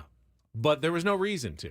Sure there was. No, there wasn't. Sure. They let him take second base on the very next Oh, pitch that's true. on defensive indifference. Or wasn't that the guy before? They both did, actually, but that run was not the tying run. There's no reason to keep the tying run at first base if you're just going to let him go to second. But Manny hustled his butt off to make sure that guy didn't get to second base, only for the Padres one pitch later to just let him have it anyway. So it was a little unnecessary hustle from Manny Machado in that game. He usually picks his spots. He knows when he needs to turn on the afterburners, first to third, score from second. I mean, Manny knows exactly when he needs to put maximum effort. And when he doesn't, he generally keeps some in reserve because it's a long season, and that's how he plays. He's a smart baseball player. But last night he made an amazing play to keep the guy at first base. And had that been the tying run, that would have been incredible. Oh, it would have been huge. It wasn't, so it didn't really matter in the long run. And Padres, he never scored anyway. It didn't end up making a difference. But I definitely noticed, like, look at Manny go out there and keep that guy from getting to second base. That was amazing. He was scooting there for sure. Made I mean, again, didn't have a great night at the dish. Feel like he's a click away. He was just a click early on that changeup that he just missed. He homered 2 days ago, and he missed a homer by a couple of feet yesterday. He's definitely better consistently than he was in the first half of the season. That was a rough one, man. That was a rough one for sure. But he's at 19 homers right now. There's 36 games left. He gets 25. He gets 25 to 30 pretty easily. Maybe a little off his career numbers, but we always expected a little off his career numbers this year for Manny. 100%. He's there. He's there. Where we thought he would be at the end of this season. So, I mean, you can call him overrated if you want, but I don't think it's that big of a deal. I don't either. I don't know how much weight these things do hold. Is that Bradford Doolittle did that? Yeah. Bradford Doolittle, I believe, also had Jackson Merrill like 6th. Chris Ella likes pointing that stat. Oh, does he? Yeah. I think that's where I heard voting about a week ago. Yeah, it was he mentioned it during the roundtable last week that he had him just like a week and a half ago. He was 6th in his list of NL Rookie of the Year candidates. Bradford do more, I think is what he called him. You got to do more. Bradford do more research. But every single week that Jackson Merrill does something big, ends up on SportsCenter, ends up being talked about with a big hit, just puts him closer and closer to winning that Rookie of the Year award. Yeah, no question. There's only so much Paul Skeens can do. Right. I mean, he gets another one huge outing night. a week, maybe. MLB Network about 20 minutes ago, they were doing a full segment. It was hot or not, scorching hot topic or not.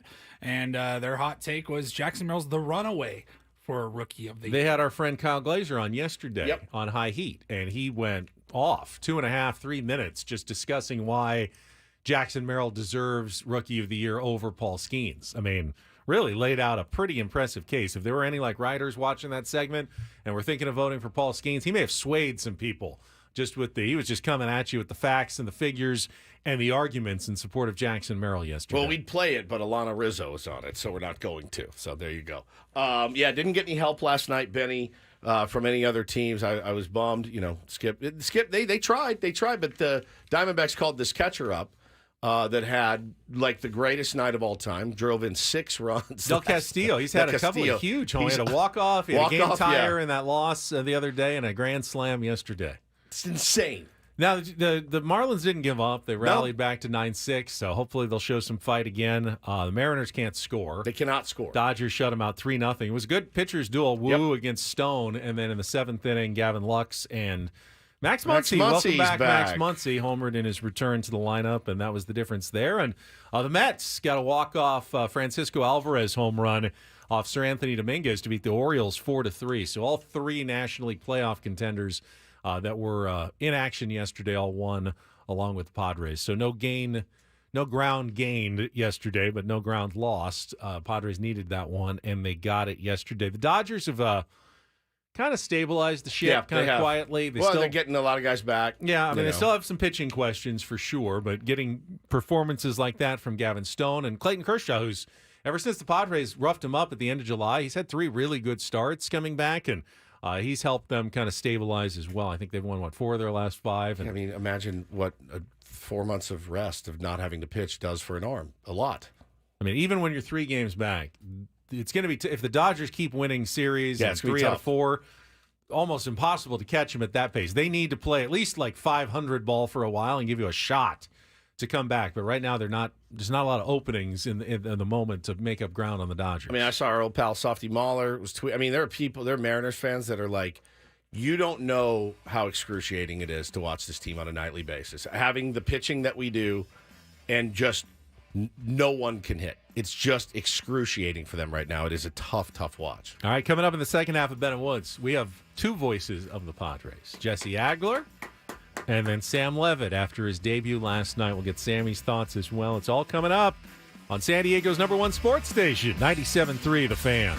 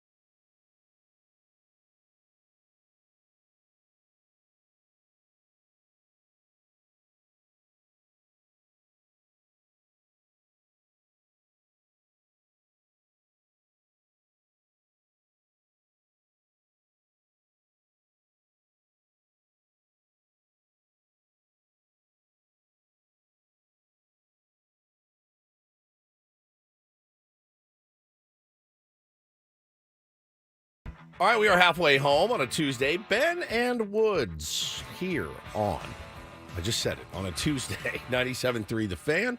I'm Woodsy. That's Paul Reindl, the executive producer. Good morning, Paulie. Good morning. Benjamin Higgins, your friendly neighborhood sports anchor, joins us. Good morning to you, Benjamin. Good morning, everybody. Good first half of the show. Second half of the show should be pretty great as well. Excuse me, with Jesse Agler, that slipped out. Jesse Agler coming up and Sam Levitt as well. Sorry about that. You're not really... Well, you don't control your I don't. bodily emissions in the studio that way. You guys have had them all today. Sneezes, farts, all of it. Sorry. I'm not well. What happens if you're on like a flight? So apparently, what do you do? I just did a 6-hour flight. Yeah. People just rip ass on planes. They have no fear. And there, I was looking at Bo, going, "Was that you?" It wasn't me. And I'm sitting there like this. The noise of the plane can sometimes mask. Yeah, but not don't the you smell. don't you still kind of know Who it is? I had no idea. I always feel like I know it was that guy. He looks way too comfortable. Yeah, just sitting back and just. I mean, it's bad. It's bad. It was bad. The flight. It was like out of the 6-hour flight, a good solid 3.5 hours. There was some sort of foreign smell there the whole time. I'm always of mixed. You try as hard as you can not to when you're in pee your closed pants. quarters. So I mean, what kind You of admitted this you yesterday. admitted this yesterday Not that on you a flight. pee your pants. I'm not Gosder Cherilus here, but I don't. I think a reasonable person will try to hold it in, but at some point, no one wants you to be like dying of discomfort if you have to let something out at some point. And there's nowhere to go. You're on a flight. I mean, when is it okay? When is it not okay? I know it's courtesy to hold it in. Do we need to normalize that a little bit more? It's there a natural there needs to be some body function. There needs to be some. No, I don't want it normalized. I mean, the pressure of the aircraft can cause havoc with some people's digestive Bowels. tracts. Yeah. Yeah, well, we're all adults here. There needs to be some sort of like filter that you can what I'm slide saying in the is, bottom of your underwear how for much flight. discomfort do you need to be in before you're like allowed Me, to not just, very much. Yeah, apparently. Yeah, just let it roll. I think what's worse, the guy letting one loose Yeah. on a plane, or the guy that brings Panda Express onto the plane. That guy should be. They should be arrested. That They guy shouldn't be should- allowed on the plane. The air marshal should rubber bullet him and get him off the plane. Hey, I told you once I was flying back from either Vegas or Chicago, and I couldn't have been more hungover. Barely made my flight. Probably Vegas. And a guy brought. I'm not joking when I say this. He brought Popeye's chicken onto the plane. Now I will get down on some Popeye's chicken. Are you mad because you wish you had it yourself? Bro. No. Or you just are stuck with the smell then of that. And looking over at him like sucking on drumsticks. I was and it doesn't go away. I don't mind too much when it's like they're eating it and it's fresh in the first like 15 minutes of the flight. What sucks is that there's then nowhere to put it, and it's just there. It just lingers. It just lingers for then the next 2 or 3 hours as stale Chinese food or fried chicken. It was nasty for that whole time, and you can't really get away from it. Yeah, at least Vegas is only an hour. You can sit through anything. I think it was Chicago, and the guy sat down. Did you just like pound a Diet Pepsi during the break? No, I just had one of these protein it's shakes. It's not carbonated. It's though. not. I just drank it real fast. But yeah, it was pretty bad on that flight. There needs to be some sort of apparatus that you can put in your drawers, to be when you're on a plane and you're like, well, this will filter it. Like a filter. HEPA filter like of some sort of like a dryer sheet. An N95 mask that you wear as underwear. Underwear. Yeah, something. Like, hey, I'm going on a flight. The air does make you feel a little bit bloated or whatever. And it's there's a natural inclination when you get on a plane. You're like, oh, God, I could have done this in the bathroom there at the terminal. But for some reason, getting on the plane makes you do it. So people not afraid. Yeah, the silencer. Screw in your silencer. I mean, the silent the sound ones doesn't bother me. are generally the worst ones, though. The loud ones you don't have to be that afraid of. Kurt says he brings a board and brew sandwich on the plane. Kurt, you should be thrown off the plane. I love board and if brew. it's like a turkey sandwich, it doesn't have a lot of. It's got onions on it. Yes, it does. Depends on what you put on the it. onion sauce. It's literally it's an onion sandwich. If you bring that on a plane, Kurt, come on, bro.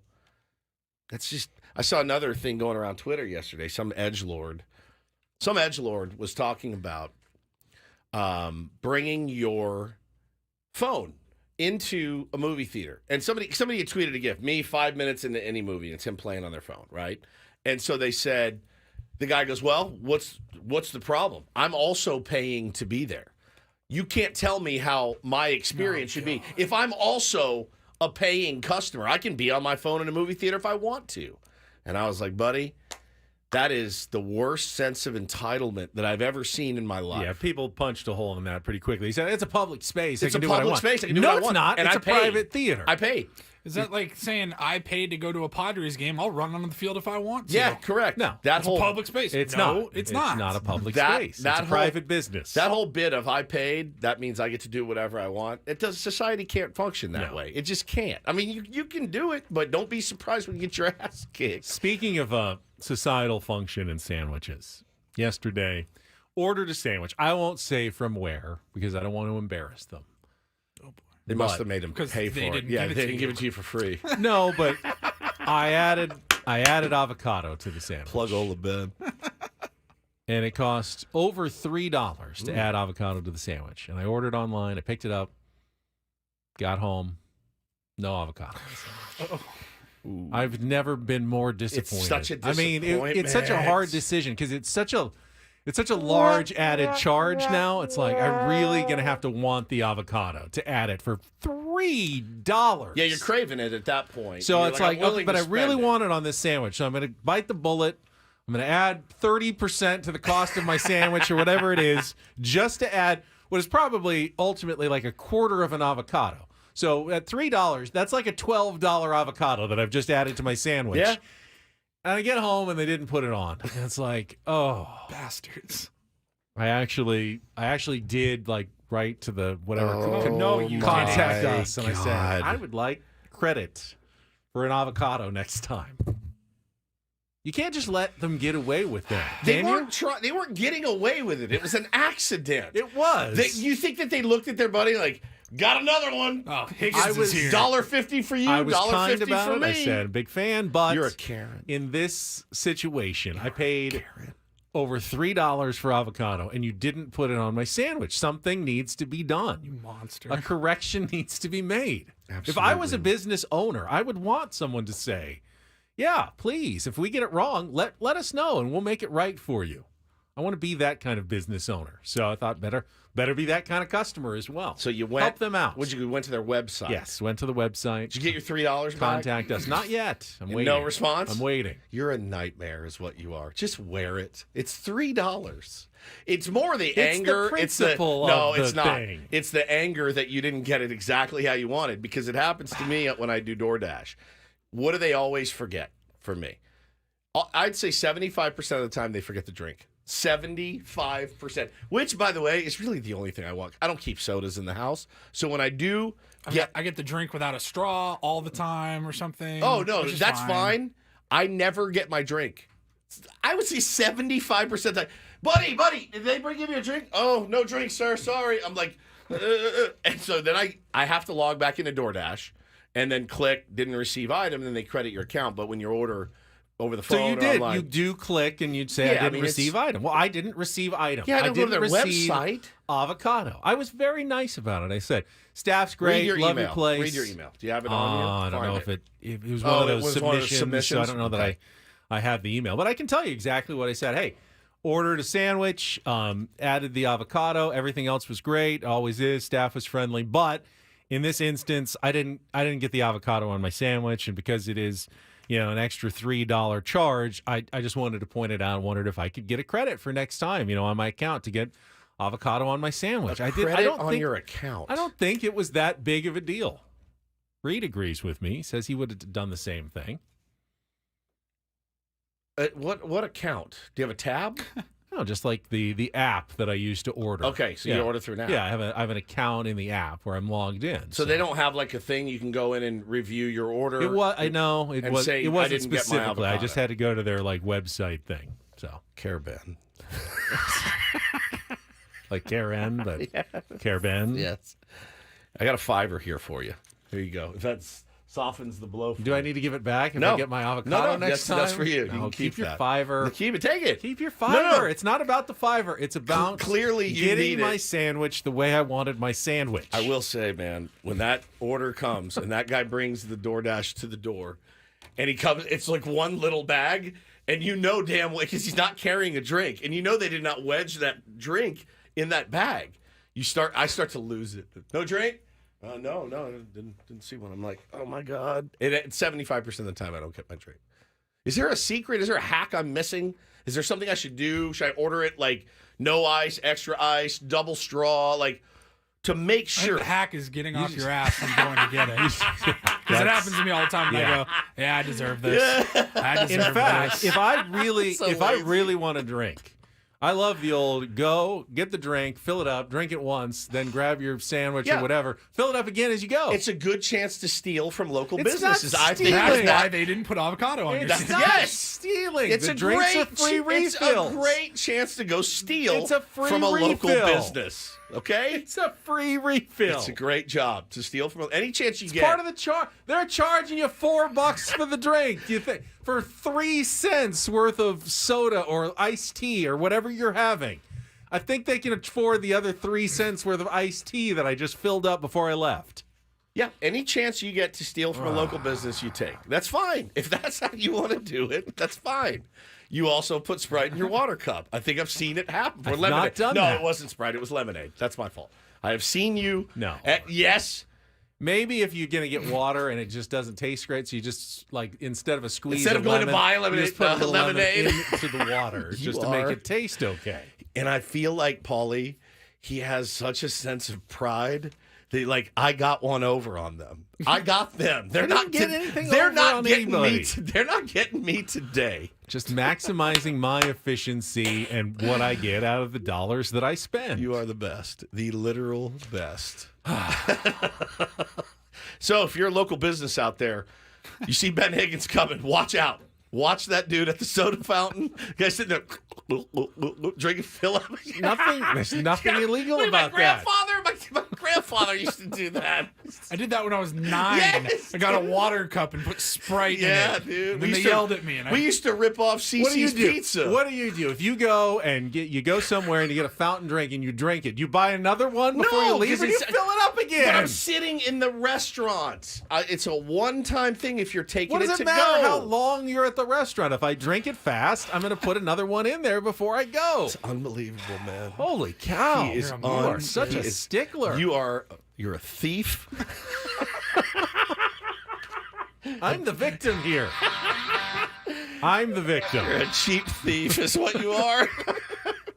Thief of joy.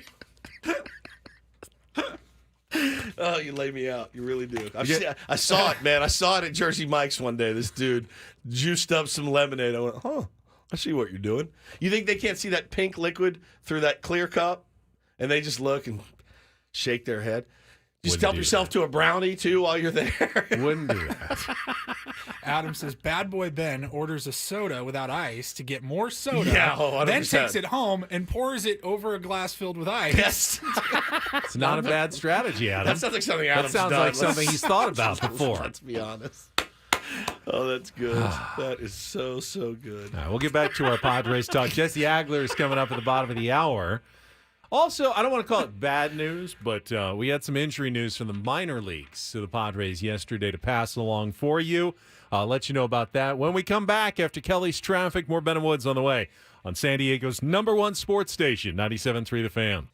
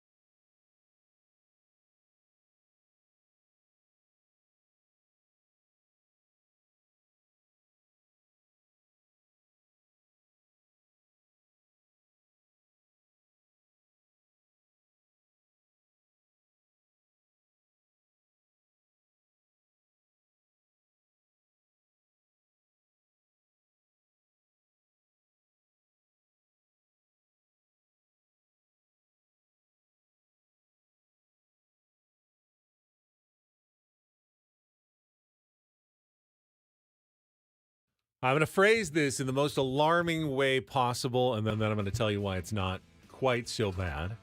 Welcome back. It is Ben and Woods here on 97.3 The Fan. Jesse Agler will join us here at the bottom of the hour. Padres, one of their top two prospects, 17-year-old shortstop Leodales de Vries, is likely out for the season with a right shoulder strain. It's a sounds bummer, really man. bad, doesn't it? Okay, that's the way you like if you're an alarmist, you're going for the headlines, you put it. Now, in reality, the season is almost over. In the minor leagues, it ends at the end of August. He'll miss the playoffs, though, potentially. But he could, if they get in the playoffs, and I think they did qualify in the first half, but those are sometimes just like 3 days worth. So it's just unlikely that he might be back in time for the playoffs. They don't consider it a major injury. In fact, there's even the possibility he could extend his season by going to the fall league a little bit, get a few more at-bats later in the year. He has really come on, though. I see some of the videos posted by Tom on Twitter, Giannis, Yep.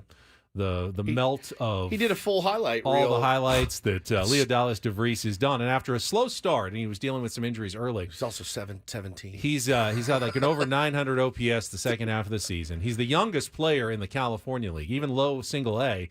At 17, he's playing against guys who are 1, 2, 3 years older than him for the most part, and he's thriving. He's one of the best players in that league. He's up to number 47 in MLB.com's top 100 prospect rankings for the Padres, behind only Ethan Salas, who's at number 20, and rising quickly as last year's international signing took most of the bonus pool for the Padres. But there was a reason why they felt so confidently about de Vries, and he has pretty much rewarded that confidence this year with an outstanding first professional season, which may be over now, but big things likely ahead in the future for Leodales de Vries. Probably a promotion next year, high single A, maybe even get to double A at some point next year, and he'll only be 18 next year as well. Only 18 years old. He looks so good, man, and plays well above that age. You know what I mean? He just looks the part. Yeah, you always. I heard Buck Showalter recently. He was on like Baseball Tonight, or not Baseball Tonight. He was on MLB Network, and he said, "Oh, it's good face." Talking about a guy, and I'm like, "Oh my God, that's straight out of Moneyball. He got a good face." Leodales de Vries, Ben, he's got a good face. He looks the part. He does. And watching that highlight reel was pretty awesome. Fabio? Yeah, who's Fabio? Shortstop. I mean, we got a switch hitter at that age, and looks like he's going to have power, possibly from both sides of the plate. Nasty. And the glove. Too. Yeah, the glove. I mean, some of the defensive highlights were staggering. So, ostensibly, obviously, bad news, but nothing to really get all that worked up about. Well, and you can feel good about the season that he's had. Well, yeah, you feel great. Yeah, you feel great about the season he's had, and you also know that he's 17 years old, Benny. And remember being 17. I mean, the healing when you're young it's like staggering. It's give him a couple weeks, he'll probably be right as the mail. Quite a bit of injury news on the major league level as well, especially for some National League playoff contenders. The Diamondbacks did officially place Ketel Marte on the injured list with that aggravated ankle sprain. Torey Lovullo said hopefully it'll be a minimum stay, which would be 10 days, but you're dealing with an ankle. Nothing's ever certain with that, but they'll be without their MVP and best player for the next week and a half in a very critical part of the season. Got by without him, obviously, yesterday, but that's a blow to the Diamondbacks. And then the Braves losing Austin Riley for 6 to 8 weeks with a broken hand. So he's out probably for the rest of the regular season and perhaps even into the playoffs if they make it. Obviously, the Braves trying to hold on right now to that third wild card spot. They're only a game and a half ahead of the Mets now after they were off yesterday, and the Mets beat the Orioles 4-3. So yet another injury, though, for the Braves. I mean, they have been devastated this year. They just picked up Gio Urshela, who was cut loose by the Angels, I want to say, or the Tigers. They picked him up, so he'll fill in defensively at third base. But Austin Riley is a stud. So. And then we mentioned earlier, the Dodgers getting a little healthier with Max Muncy returning to the lineup yesterday, and he homered in his first game back. And then Tommy Edman was activated, played, got a hit his first game. He was acquired in the trade, but hadn't played at all for the Cardinals this season as he was recovering from surgery. Now, they DFA'd Nick Ahmed. Should we bring him here to hold down shortstop while Hassan Kim is out? So they've DFA'd both Ahmed and Ahmed in the last Ahmed Rosario 2 and weeks. Nick Ahmed. But Rosario was picked up by the Reds for some reason, and he would have been a really nice pickup in case you needed somebody. He's a good hitter, decent glove. So, but yeah, I don't know. I mean, depending on the severity of Ha-Seong Kim's injury, they may look to the waiver wire at some point, Benny, to try to get some reinforcements. I don't know that there's a shortstop knocking on the door right now for the San Diego Padres that's ready to come up and make the jump. You can always shuffle guys around. You got plenty of shortstops, but it's up to them to make that decision. And the Dodgers obviously getting Mookie Betts back last week, so they have their big three again at the top of the order. But news yesterday, Freddie Freeman does have a hairline fracture in his finger. He plans to play through it. Yeah, it's did just last a night. matter of enduring the pain and discomfort like Luis Ariz is doing with the thumb ligament tear that he's been playing through. But you've got to imagine that at some point you're not going to be at your very best while you're playing through the fracture in your finger. So Freddie Freeman's going to be dealing with that, at least for the time being, but plans to remain in the Dodgers lineup. So quite a bit of injury news actually around the National League yesterday. Yeah, I mean, again, what do we always say? It's a war of attrition. This is what it is. It's a war of attrition. The Dodgers have a little bit of a cushion there, but the Diamondbacks and Padres are just going head to head, just banging. So it's gonna be awesome. And who can overcome the injuries that mount up this time of year, and you just really hope and pray for the health of guys like Jackson Merrill, Jurickson Profar, Jake Cronenworth, guys like that, guys that are everyday players that really never come off the field, which is why it makes it frustrating to watch guys get continually hit by pitches, even if they bounce. Three more hit by pitches for the Padres yesterday. Yep. Yeah. I looked it up too because this was before the game, so maybe we moved up. But we were like right in the middle. I'm like, we have to be the most hit team because We're skyrocketing. Profar alone has got a ton of. He's like Don Baylor.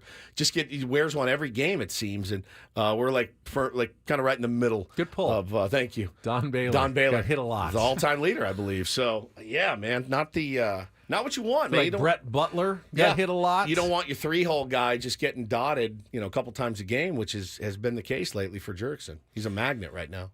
Let's see. Where was I going to go? And then I keep getting questions about, and Mike Schilt does as well, about Fernando Tatis Jr. Obviously, everybody's wondering when he's going to be back. It really does sound like it's still not going to be for a while. They're being cautious. From what I'm gathering, and they, again, don't give a lot of information, he's doing some baseball activities, but they're really not letting him go full bore yet. And that includes like sprinting and running.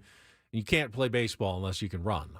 Even if you're DHing, you still have to be able to run the bases. Yeah, they don't get non-runners in their league. So until Tatis can really let loose and sprint, whether it's in the outfield or rounding first and going to second, it's really a non-starter as to when he's going to return. Now, it does sound at the very least like the day he gets full clearance from doctors and they say, okay, go for it, it probably won't take too long at that point because then he's just healthy and he can do whatever he wants. It's just a matter of getting some timing back, and I don't know if he'll go on a rehab assignment or just come right back, but it sounds like it'll happen quickly. But they are being very cautious in terms of giving him that full go-ahead.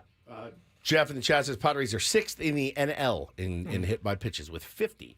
Yeah, it was like I just looked it up. Profar is 3rd in baseball, tied for 3rd with 15. Who's above him? Tyler Freeman of the Guardians has 16 hit by pitches, and Josh Smith of the Rangers leads the majors with 17. Jake's usually up on that list too. He gets hit a lot as well. All right, we've got Jesse Agler, voice of the Padres, shifting to the TV booth for the next few days while Don Orsillo is off, but committed to Song Lyric Incorporator tonight as well with Tony Gwynn Jr. on the TV broadcast. Jesse will join us coming up next on San Diego's #1 sports station, 97.3 The Fan.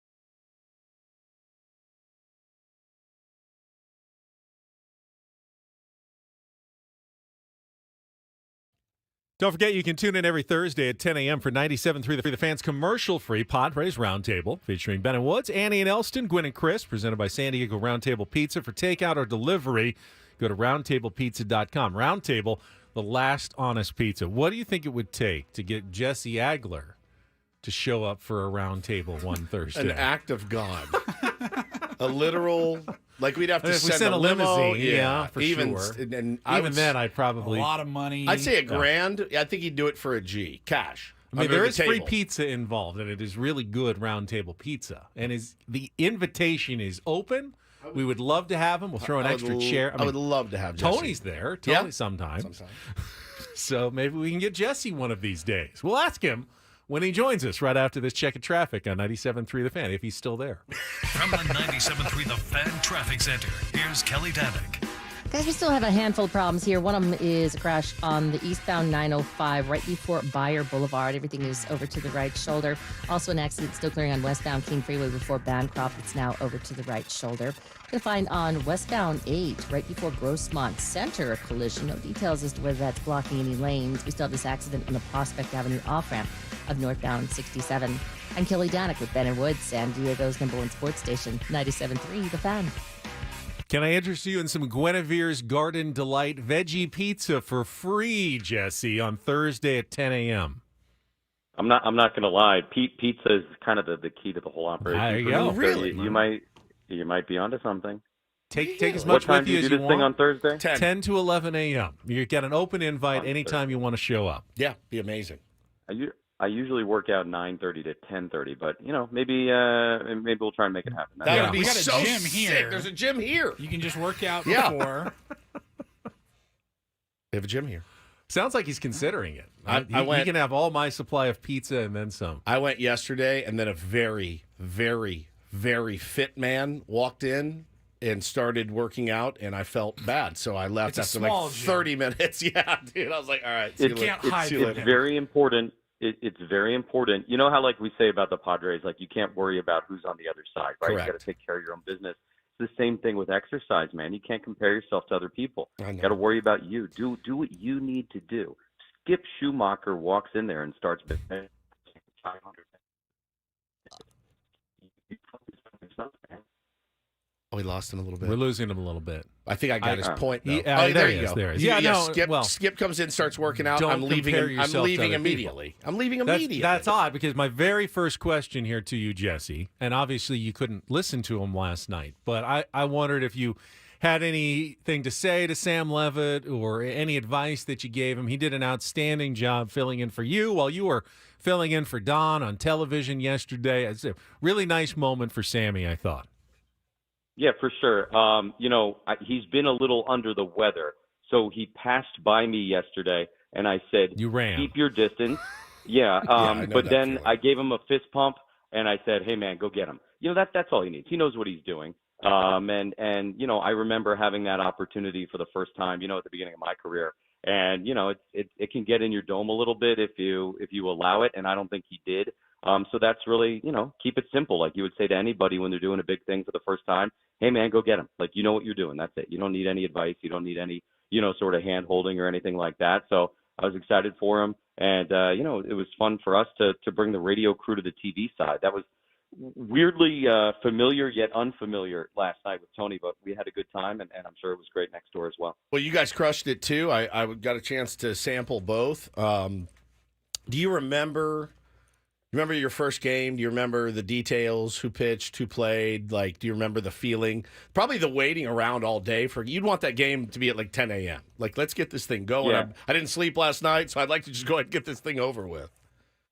I think the first one I did, and it might have been the second, but I think the one I remember was Roger Clemens was pitching for the Astros. Wow. In those brick red uniforms in Miami, and the Marlins won the game. It was like either 1-0 or 2-1, something like that. And here's a name to remember: Reggie Abercrombie hit a home run against Roger Clemens. That was, I think, the difference in the game. That's my general vague recollection of it.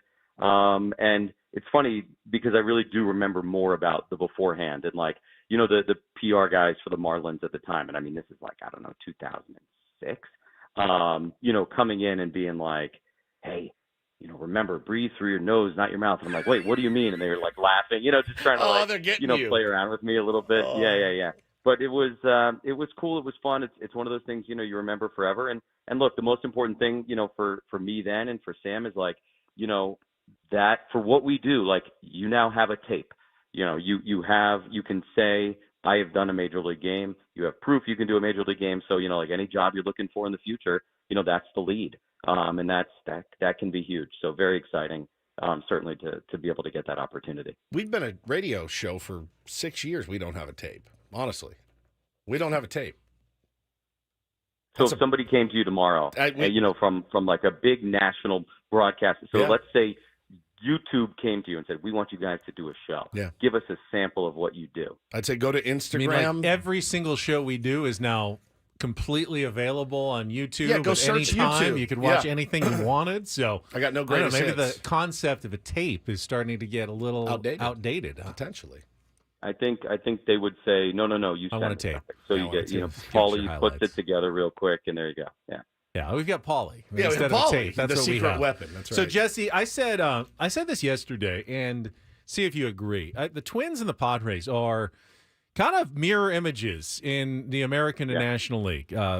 Same record, essentially, chasing down a team in their division that's a couple games ahead in a wild card spot. And I thought the game yesterday, while it's August, it's the dog days, felt very much like a way a playoff game sometimes goes. Scoring early runs on some ground outs, one big hit somewhere, and big bullpen action at the end to close it out. It just kind of felt like a playoff game a little to me last night.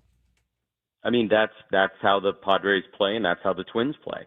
As you said, those mirror images go beyond just the record and all that. I mean, it's very much the style of play. It's very much the strengths of the two teams mirror one another as well. So, yeah, I mean, look, the Padres are at their best when that's kind of what the offense looks like. Not that they had as many hits last night as they generally do, but, that's kind of the MO is like, all right, hey, if we get a runner on third, less than 2 outs, we're going to get this guy home one way or another. Might be sexy, might not be. Even the win in Colorado on Saturday, first couple of runs came home on outs. And generally this year when they've done that, bigger things have followed, as obviously was the case last night with the Merrill hit. So, yeah, I mean, the Twins operate very similarly. Neither one of these teams is really going out there trying to hit home runs, but they certainly have the guys who have the ability to put the ball out of the yard, and it was not carrying last night. So, I don't know at what point that became obvious to all of us or to the guys on the field who probably Christian noticed things more Vasquez. quickly.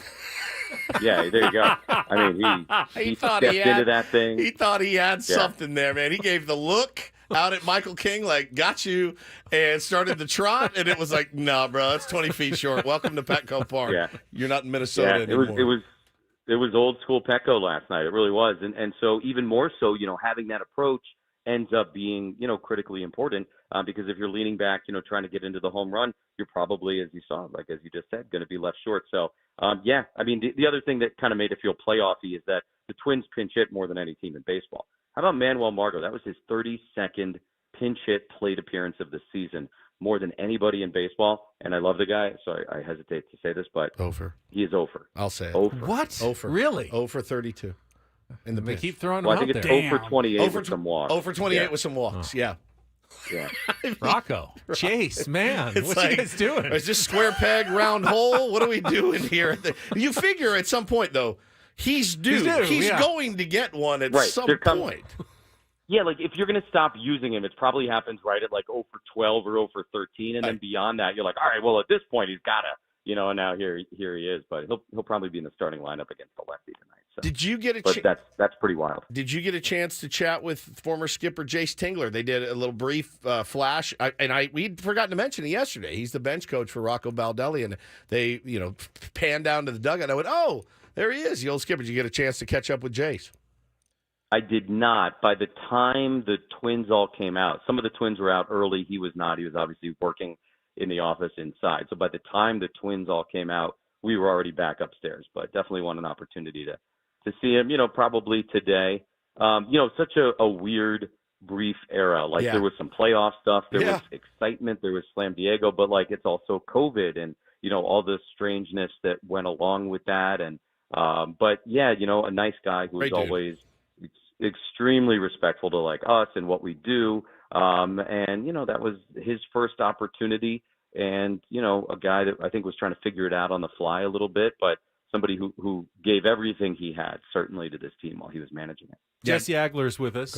Jesse, do you feel there's almost like an urgency now when you get to like the 5th and 6th innings? Like if the Padres have a lead, that feels pretty pivotal at this point, especially on a night like last night when you can go with your Adam, Scott, Suarez trio. Yes, we know the acronym Woods to finish off the game, and that was pretty much on the field what AJ Preller had dreamed up on paper when you get to the trade deadline.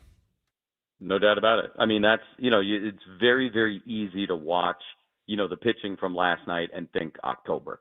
I mean, it's exactly what you said. It's how you dream it up. You get a starter who's able to go 6, keep you in the game, you have a lead, and you turn it over to a trio of guys, and obviously there's even more than those 3 that you can use that are just untouchable. And that is how you win in the postseason. That is how you go deep into October, is having options like that and shut down guys like that. Multiple people in your bullpen who literally, in one case here, were or could be closers on other teams. That is the name of the game. And every year, you see it more and more. The starters' workload is reduced in the postseason, and teams really lean on their bullpen. And particularly when you think about the playoffs and all the off days that are built in right there, it does allow you to reset a little bit with the bullpen more regularly than, the Padres would be able to right now during this stretch of 18 games in 18 days. So this is a playoff bullpen. That's what it was made for. That's what it looked like last night. And it's definitely a reason to be excited. Talking to Jesse Agler here on Ben and Woods this morning. Last one for me, just you're around the team all the time, and I don't know that anybody's even asked Schulte this question, and it's something I think that we can just kick around for fun, but is there talk of the division? And they know how close it is. They know exactly how many games out they are for sure. You'd be a fool not to, but is that something that based on your perception or combos you've had with the guys, they're like, no, we're gunning for this division, or is that just go out and win today's game? I mean, I think that's been the goal from February, whatever, when they showed up in Peoria. Look, those of us on the outside who said, hey, the Dodgers, blah, blah, blah, 100-win juggernaut, da-da-da, okay, that's what all the punditry was going into the season. I don't think the players ever cared about that. I don't think the players ever considered that. These guys show up and they expect to win the National League West. Like, that was the mentality when they got there at the beginning of the year. Now, whether it happens or not, we'll find out, 40 games to go or whatever it is. And that's always been one of the goals. But yeah, of course, the primary goal for this team is winning the World Series, has been from day one, continues to be today. So whether that happens via the wild card or whether that happens via a division title is, I don't want to say irrelevant, but I think everybody, realizes that, like, you don't have to win the division to win the World Series. That's apparent, obviously, looking at baseball the last several years, and even more so now with the extra wild card spots. But of course their goal is to win the National League West. And you're playing the Dodgers 3 in LA next to last series of the season. If it's this tight, then that's going to be wildly fun for all of us. And you'll be able to tell very clearly from pitch one, and probably from even before that first game at Dodger Stadium begins, how much it matters. You're going to see it in their faces. Yep. You're going to kind of hear it in their words. So yes, of course. Again, though, don't get it wrong. It's not about, the division at the end of the day. It is about the World Series. That's what matters. But do they want it? Of course they want it. So, Jesse, I have heard that you are willing to take Song Lyric Incorporator to Padres.tv tonight, which is very impressive. Amazing.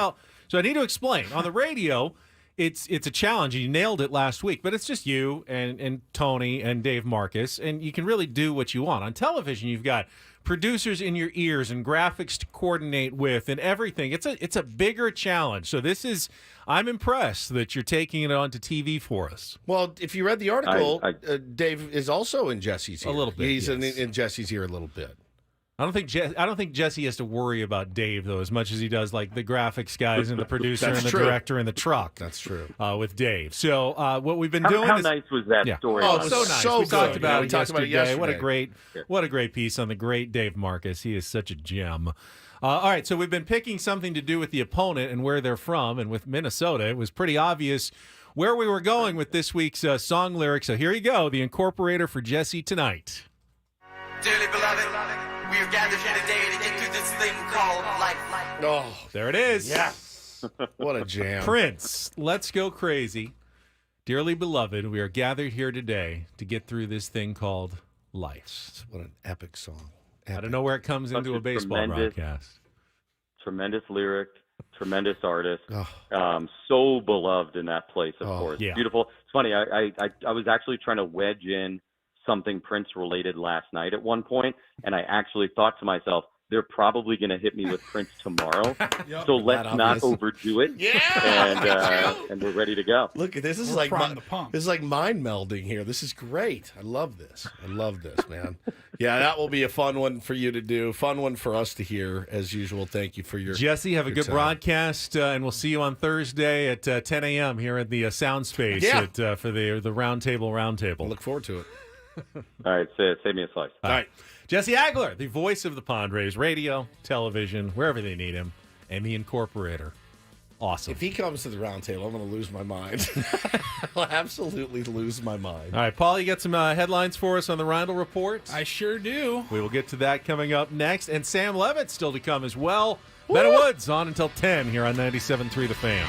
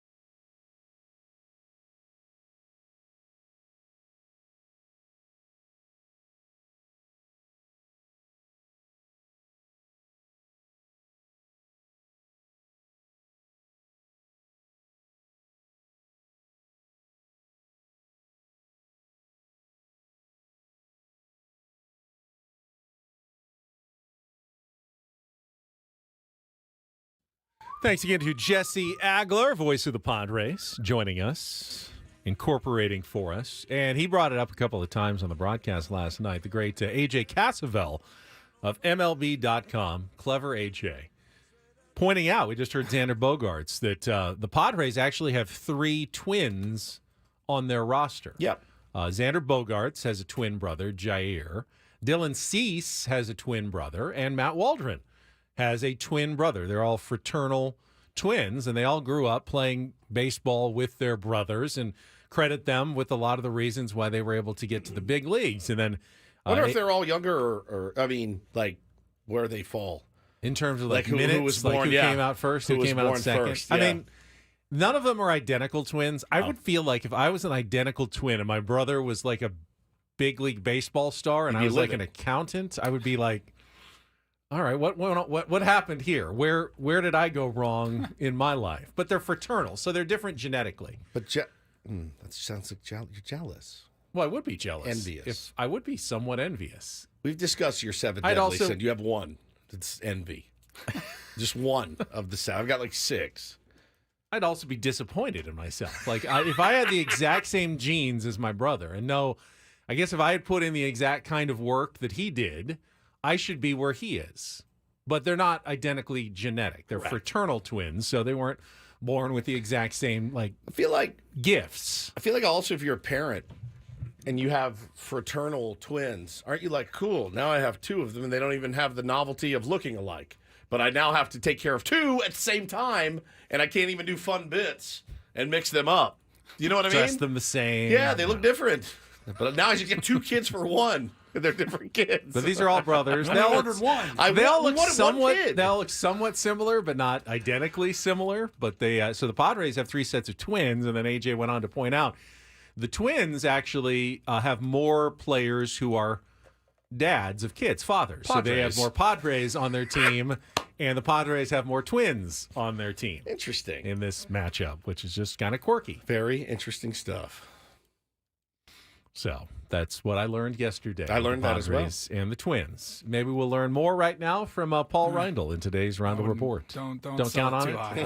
And get things started here with our today's edition of the Reindl Report. Now tuned into the greatest.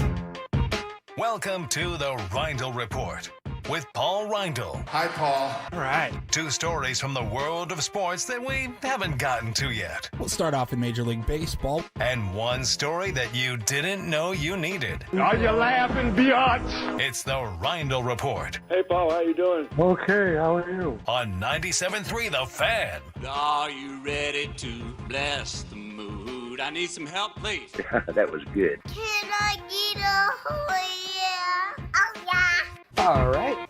All right. Gentlemen, we will start actually with yesterday's Padres versus Twins game. I noticed something. We haven't talked about this yet today. I noticed something while watching the game that I don't think I've ever seen before. Can we talk about Carlos Santana's pants?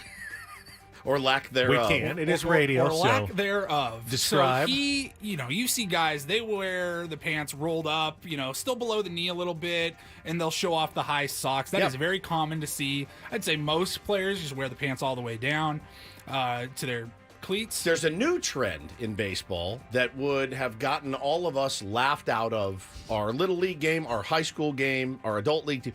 The new trend in baseball is short pants. Like, they're high water. What do we used to call them? High waters?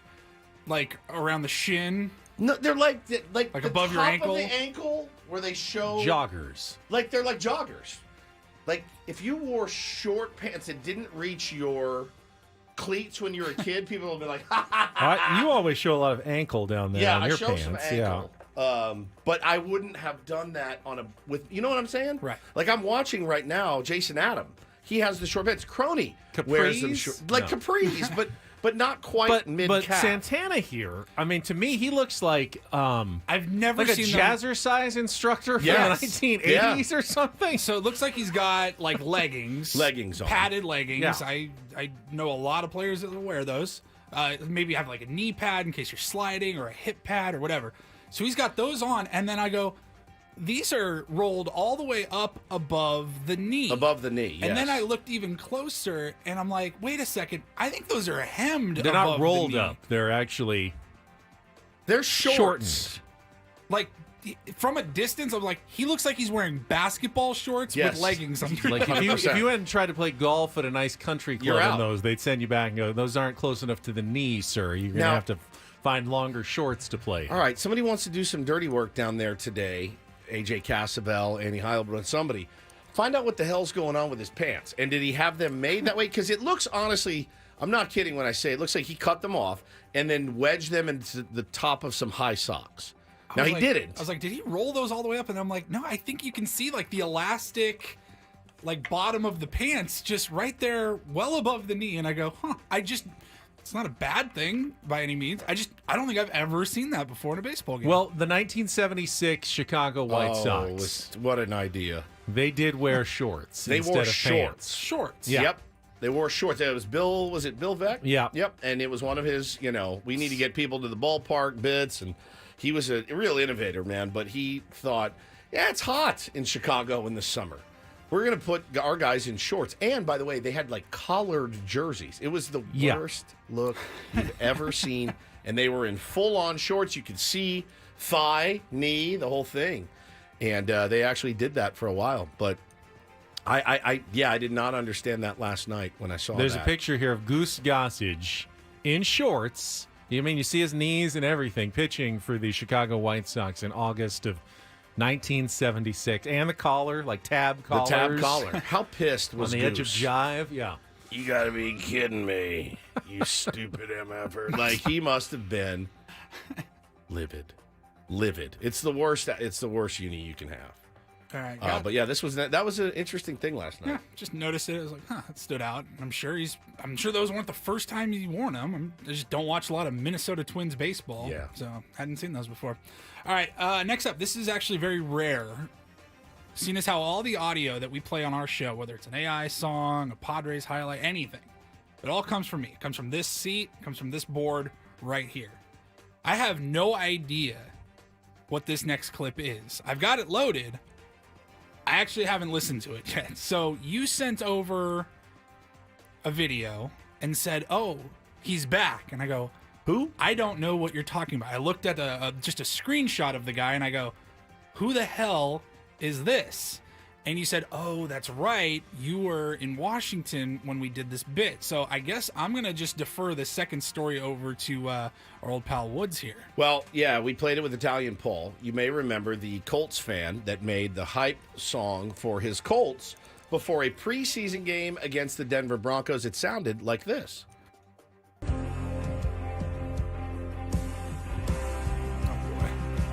This is our Colts. This is our team. Oh my God. We bleed blue.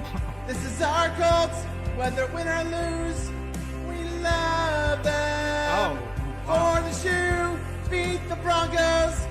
Let's show them who the real horse is. This is our team. Go Colts.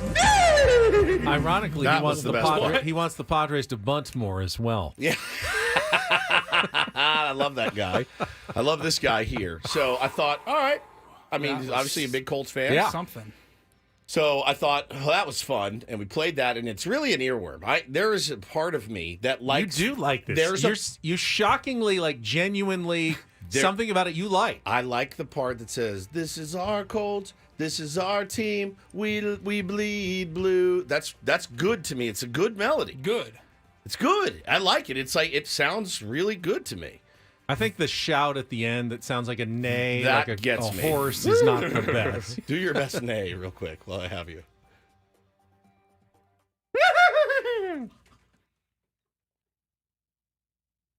I haven't really practiced that before, That so did not disappoint at all. Like, not even a little bit. All right, let me do mine. a little body to that. That was good. I want Ben to go again. Do it again, Ben. Here we go. Sorry. All right, focus. We said a horse, not like you just got out of a cold shower. I tried to add some of I almost peed my pants. I'm not the kidding. jowl shake that Woods The has. jowl shake. I almost peed my pants. I'm not kidding when I say that. How did I not think to do this last time we played? Oh no! Oh, I almost peed. I really did. I got 5 minutes. I've never tried to make a horse noise before. You never did that for your kids and I stuff. can tell. No. You've practiced All the time. I do. Oh, Taylor, what's this? Ben's literally just doing the. I'm dead, dude. So this guy rules. By I the way, can't roll my R's. I can't roll my nays either. This guy rules. He's obviously the biggest Holy Colts fan in crap. the world. He did another one. So he's gonna do them. I think maybe for every game, and I love it. It's such a it's such an earworm. This one says Colts anthem preseason Cardinals. So next opponent, and I guess here's the next song. Can't imagine it's going to be much better. Same song. See how much he mixes it up. This is our Colts. This is our team. We bleed blue. This is our Colts. Whether win or lose, we love them. For the shoe, beat the Cardinals. Let's stop them on their big red wings. This is our team. I love it, dude. Go Colts! Yeah! Oh, Oh, changed Just it up. Did the yah at the end. Oh, like yeah, like when you're riding a horse. Oh, yeah. yeah. I could do that one. That's I love this dude, and I hope he does it for every single game because I think he is. The song it touches me. I don't know why. He's obviously a big fan, and he's great. He's great. It's a lot of games. It's a lot of games. A lot of songs. Well, I mean, it's not that hard if you keep It's not the a same baseball song. season at least. Yeah. This is our Colts. This is our team. We bleed blue. This is our Colts. This is our team. We love them. Beat For the the Raiders. shoe. Yeah, Yeah. for the shoe. Please beat the Raiders this weekend. This is our Colts. Crack we their love skulls. You. Right. Yeah. It's like it's not that hard if you just do the same song. But I do. I also, Matt, celebrate this guy's entire catalog. He is. Well, that was me. Was that me? That sounded pretty good. Better than I thought. Yeah, somebody said, Paulie, it sounds like Blink. When we played it the first time, they're like, I was like, oh, Yeah. it makes perfect sense. Perfect sense. All right, finally, while I was searching for our third non-sportsy kind of fun story, I was in the old prep service. So you'll probably hear this Oh, yeah, the old prep throughout service. the day Oh, yeah. as you're Many scanning different radio stations. Oh, yeah, you'll hear this. And they'll pass it off as their own. Trust me. Yes, we will not. We will not. We'll do the story, but we'll tell you exactly where it's coming from. Saw this, and it was kind of disgusting. 37% of people polled don't wash their feet in the shower. And if I had to guess, 37's close to 1/3. There's 3 of us in this room. I think I know who I it bet is. I can guess. I promise Who you. doesn't wash their feet? What is washing your feet? Okay. Because I don't keep my Not feet out just of the letting water. the water I mean, run. Yeah, not just letting the water run down your leg and your crack Do you have onto like your feet. seats in your shower? We do have a seat in our shower. Okay, I don't have a seat in my shower. But you don't need, what are you, I 100 years I old? mean, I can't reach You have all the the way worst down to my balance of all I time? cannot reach Yeah, all the way down to my feet. Do you know how to, okay, do you know I'd how have to actually like sit on the floor of the shower. Hold on. Have you ever heard of the concept of leaning? Can you lean? I Do can't, you I'm know really how to not lean? I'm on a not wall? much of a leaner. All right, here's I can't. If I go behind my back, I can't reach. No, I you can't would. reach my feet. Who backwards. would wash their feet like this? How exactly am I? So it's slippery, and I can't keep my balance. Lean against the wall like this. Look.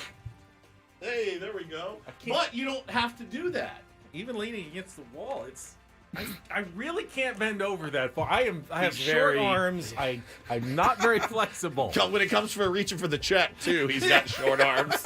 We're paying for that The soda. avocado, yeah, paying for that soda. Benny, when you shower, we talked about this, right? Do you use any sort of washcloth or a loofah or anything? No, I just use my hands and it's the body wash, and I really scrub well on the top, and then just let it run down the bottom. So here's the thing. You wear flip-flops 75% of the time? 80% of the time? Yeah, 100% of the time when I'm not Ch- golfing or Channel Channel 10. 10. Yeah. You got to get the bottoms of those feet. Get yourself a loofah. Like a, what do you call it? A poof, a puff. Yeah. Do my feet look dirty? No, not bad. They're not bad. It's not bad. But flip-flop foot is a real thing. I would like be on vacation and with Hotel Hannah and be like, all right, can you hit the shower Sock first? foot and shoe foot is a real thing too. It's a real I feel thing, like but my feet are there's healthy nothing and worse. clean because they're out in the open more. Nope, that's not the case. There's a thing is flip-flop foot, and it's the bottom of it. It gets all like brown and soiled and. In this poll, people were just simply asked, do you wash your feet in the shower? 60% said yes. 37% said no. They just let the water run over them. And then a few were torn saying, yeah, I usually do, but not every time. Every time. I have a full method. And I use the poof, and I put the scrub on there, and I get up top, and I get here, and I get down there, and then I lift one foot, scrub the bottom, lift the other foot, scrub. Now, you do have to be careful. Because when you put your foot back down, it's slippery, soapy, and I've slipped. Don't want to slip. I have slipped before. Get you one of those things that the people put in the shower that they hold on to. As Tony points out, Woods is such a foot guy. Oh, I love feet. Some might even say you have a fetish toward feet. Indeed. Yeah. I'm loud and proud. I have no problem admitting it. Guilty. Guilty as charged. I wash everything down as low as I can reach, which is pretty much your knees. Wash down Those calves have never been scrubbed. To the knees. You are the most inflexible human really being am. alive. I It's like really a cast am. iron skillet. You can't wash it with soap. He also has the pliability of a cast iron. Try to bend one in half and see how that goes for you. Not very flexible.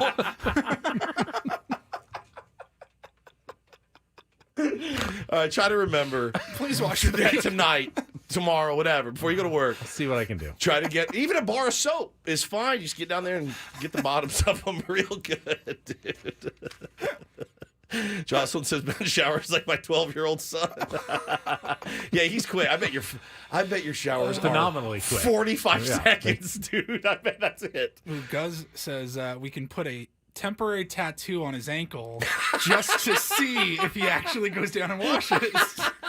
Hey, I will say though, those things last forever. I scrub my children; you cannot get those things off. So, we're gonna need to take your word for it. Don't slip though, because your soapy bottoms. I will try not to slip. Your soapy bottoms will get you from time to time. All right, well, that was a unique Rindle report today. Oh my goodness. That's so good. Ben the cast iron skillet. We've got Sammy Levitt's going to join us to talk about his major league debut last night as a MLB broadcaster. He's got another game coming up tonight. We can also look ahead to tonight's matchup, game 2 of the series against the Minnesota Twins. Get to that coming up next after a check of traffic. Ben and Woods on 97.3 The Fan.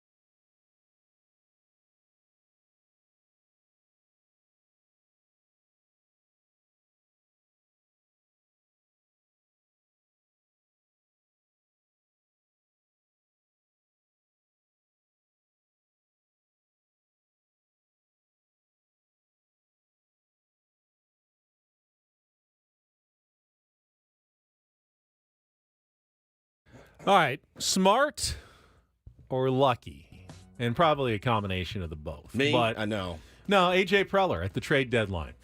Obviously, much was made of his bolstering of the bullpen, and that has worked out pretty much the way they'd hoped it would work out with the back end guys really shortening up the games. However, the question is with tonight's starter, Martin Perez, who has actually, when you look at the numbers, there was about 15 different starting pitchers who were traded around the trade deadline. None of them have a better ERA than Martin Perez has with their new teams. He has been outstanding in his first, 3 starts with the San Diego Padres. Brilliant. Sub-2 ERA in those 3 appearances, not giving up a lot of hits. I think it's 4 solo home runs, are the only 4 runs That's crazy. he's given up in his 3 starts. So the question is, did AJ actually know that this might happen, or is he picked up someone and just, boom, hit the lottery, scratcher. Wow, look, 3 cherries. I have just won the jackpot, and I didn't even know. I threw in $1. I got Martin Perez, and boom, this is what came out. This doesn't take anything away from A.J. Preller or really any GM, but the way that I've always seen it work is that I'm not saying that you're throwing darts at a board, but Ben, you can't have known you were going to get that kind of production. But the one thing I will say about their particular relationship is that he's known Martin Perez since he was 17, right? 16 even? 16? Yeah. He knows what kind of player he is. He knows what kind of person he is. He knows the kind of makeup he's got. But, you throw a guy like that into the right situation and good things can happen. Knock on wood that he keeps it rolling tonight, certainly. But think about how many guys that we've brought over that didn't do anything that were supposed to. It just try to put your team in the best position. Guys, put them in the best position to succeed. Sometimes they get to a place like San Diego and they have figured it out. Jurickson Profar is another great example. You're telling me if everybody had a crystal ball, they wouldn't have gone back and signed Jurickson Profar for $1 million. His moves, man, have worked out very, very well this year, and I think a lot of credit does go to him, but a lot of credit goes to the players too. So I just found this guy who does free sports betting picks every day on TikTok. He's got 200 followers on Twitter. Oh, but crushing. Here's his analysis. Martin Perez is going to get shelled tonight. Says the Twins have consistently been a top 10 team against left-handed pitching. 8th in WRC+, 9th in WOBA, 6th in batting average, 5th in isolated power. It's hard to find lefty arms that have been hit harder than Perez this season other than Patrick Corbin. He's in the 6th percentile, his sliders on xERA, 20th percentile in barrel rate, 17th percentile in hard hit rate, 5th percentile in xBA. He says, I know Perez has performed well in San Diego, but each of his starts are versus bottom half teams against left-handed pitching. Regression is due, and it's coming tonight. This is Joey's take. Any cause for concern for you there? Sure. Yeah, absolutely. Always. I have cause for concern when Dylan Cease takes the mound. I have cause for concern when anybody takes the mound. I've been concerned about Joe Musgrove. He's been really good since he got back. Is there anybody in baseball that there's a few guys, maybe you're like, all right, we got this one on lock. Chris Sale, maybe that guy this year, he's going to give you 7 innings of 12 K ball every single time he grabs it. There's maybe a handful of those dudes. I feel pretty confident when Michael King pitches. I feel pretty confident when Dylan Cease pitches. I feel not very confident in Matt Waldron lately. But I feel pretty confident when Martin Perez. Now, he's not the same pitcher that was the one that was getting hard, though. He's Correct. doubled his strikeout rate with the Padres. What? He's doubled his strikeout rate with the Padres. I think you meant to say getting hit hard. What did I say instead? You didn't say hit. You didn't getting say hit hard with the hit hard. Hit hard. Yeah, that's with the Pirates, right. And he's doubled his strikeout rate. Didn't he figure something out right before he left? He said, yeah, and had his best start. Yeah, he's changed his pitch mix a little bit. He's not the same pitcher now. Yeah, I am a little concerned. Now, he wasn't facing the best lineups in those first outings. True. And the Twins are a good team, and they've got a good pitcher going tonight. Bailey Ober's 12-game winner, has been solid all season long for them. Not a flamethrower, but a good pitcher that the Padres will have to like they did last night, we'll have to work hard, scratch out a few runs, and see if it's enough tonight for Martin Perez. But there's two ways of looking at this one tonight. You can be confident in Perez, or you can be a little nervous about regression that may or may not be due. I will say this. He is and has been a really enjoyable watch, not just because of his success. He works fast. He pounds his zone. I like watching him. He's an enjoyable aesthetic watch. He's a real competitor. Doesn't mean he's going to go out there and shove and give up, 2 solo shots tonight. He could get torched, absolutely. But so could Bailey Ober. He could absolutely go and get torched as well. I love what I've seen from Martin Perez. I love what I've heard from Martin Perez as well. Seems to be a really good fit. And let's just try to keep in mind, everyone, what we've gotten from him so far has been really good. He's also your, proverbial 5th starter. So don't get too doomer, if it doesn't work out well tonight. I know that's like screaming at a wall, but he's your 5th starter, and he's been really, really good. He's pitched really well. So hopefully that trend continues. All right, we will talk to the. Let's go to the tape real quick. Oh yeah, run the tape here. I feel pretty confident with Martin Perez. Now he's not the same pitcher that was the one that was getting hard though. Correct. Hit hard, yeah. Yes. You sure he didn't edit out a word? No, he didn't, because I swear to God. caught it immediately. Play it again one more time, just one more time. I feel pretty confident with Martin Perez. Now, he's not the same pitcher that was the one that was getting hard, though. Oh, my God, Benjamin.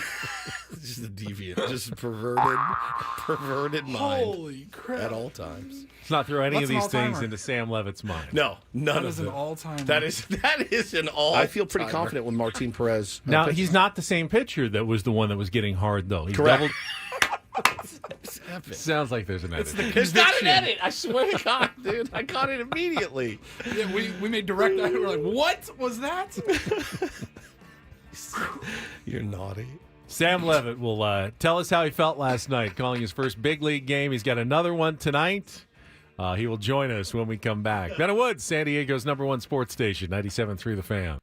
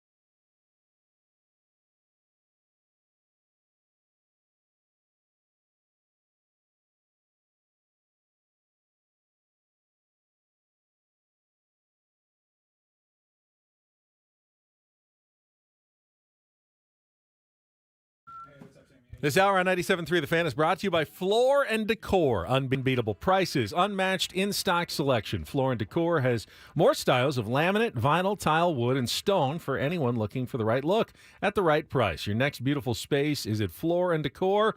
Floor & Decor. Unbeatable prices, unmatched in-stock selection. Well, hopefully he's recovered because, as we mentioned, not only did he make his MLB play-by-play debut last night, he also hosted the postgame show. Heard him right at the end, wrapping it up. Sent him a nice text of congratulations. I'm sure you did as well. Yes, sir. Sammy Levitt will join us after our last check of traffic here on 97.3 The Fan. From the 97.3 The Fan Traffic Center, here's Kelly Danick. Got a few things wrapping up our morning drive. Collision on the transition ramp northbound 5 to the eastbound 905. Also westbound 8 just past College. Collision involving several vehicles. It's all over to the right shoulder. Eastbound 8 past the 163. We're getting reports of a stalled car in the center divide. Southbound 125 at the East 8 connector ramp. Watch out for some sort of debris in the right lane. We've also got on the Auto Parkway on-ramp to southbound 15. Collision involving several vehicles. I'm Kelly Danick with Ben Wood, San Diego's #1 sports station, 97.3 The Fan. Michael King's going to take his final warm-up pitches. Willie Castro will be coming up to the plate. And now for tonight's play-by-play, making his major league debut. Congratulations, Sam Levitt. All right, Scan, thank you very much. Good to be here. A lot of nights on the minor league bus, I guess. Worth it for this moment right here. Absolutely. Beautiful night here in America's finest city. And with that, Sammy Levitt joined a very exclusive club that includes Stephen Woods over here. No, who once called it doesn't a preseason, a spring training game. That doesn't count. Does not count, man. No, Does not count. Sam Levitt is with us. We talked to him yesterday before. Now the after. Sammy, how did it go? How did you feel? You sounded great. You sounded man. great. Crushed it. Good morning, guys, and thank you. I appreciate it, and I thought it went really well, all things considered. And I told Woodsy this via text last night. I was sort of oddly calm the whole time, and I give a lot of credit to Dave Marcus and Scan. They were both excellent to work with, really. I can't say enough about what Dave did with the ad reads and coordinating things, and what Scan did yesterday. He couldn't have been more kind and better to work with. So it was a lot of fun. Certainly a dream come true, and excited to do it again tonight. And I really appreciate everybody who reached out and had really kind words, and everybody who tuned in. But it was a lot of fun, and hey, beautiful night.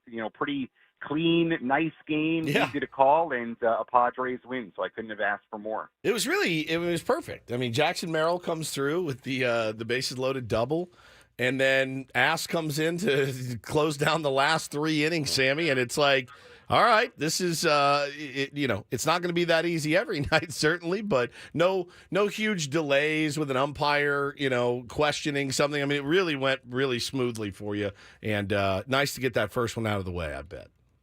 Yeah, no replays either. Yeah, I mean, there wasn't fantastic. a review. There wasn't a close call. So, yeah, it was a very clean game, which I really appreciated. So, yeah, it was fun. And for Merrill to have that big moment was great. And you said it. I mean, Michael King was really good. He really settled in. And one of those situations where he could have gone even deeper in the game. And obviously, with the bullpen the way it is right now and really well rested right now, those high leverage guys, they didn't have to extend Michael King beyond 85 pitches, and they could go with that trio at the back end, which you can use the acronym. Yeah, I will not. That's fine. But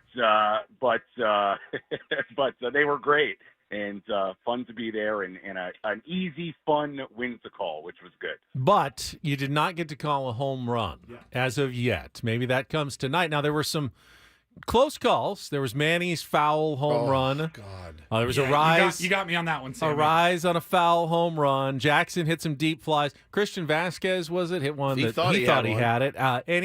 Any thought that you almost got fooled on any of those? Yeah, there were a couple of close ones down the line. There was the Arise one, which was pretty close down the right field line, and then Manny's was an absolute moonshot. I mean, the thing hit, 3/4 of the way up the Western Metal Building, and what was it, maybe 4 or 5 feet foul. I thought Manny had the home run. Yep. But you're right, I didn't get the home run. I hope to get it tonight. Knowing the Padres and their propensity to hit home runs at home, I would think there's a pretty good shot I would get one tonight. So I would love to do that, but I can't get too greedy. So a nice win, good broadcast, everything going pretty similar to the way it went last night. That'll be good enough for me. Well, so I'm sure you've spent your morning doing your research for tonight's game. What can you, Sammy, tell us about Bailey Ober and what the Padres are expecting tonight?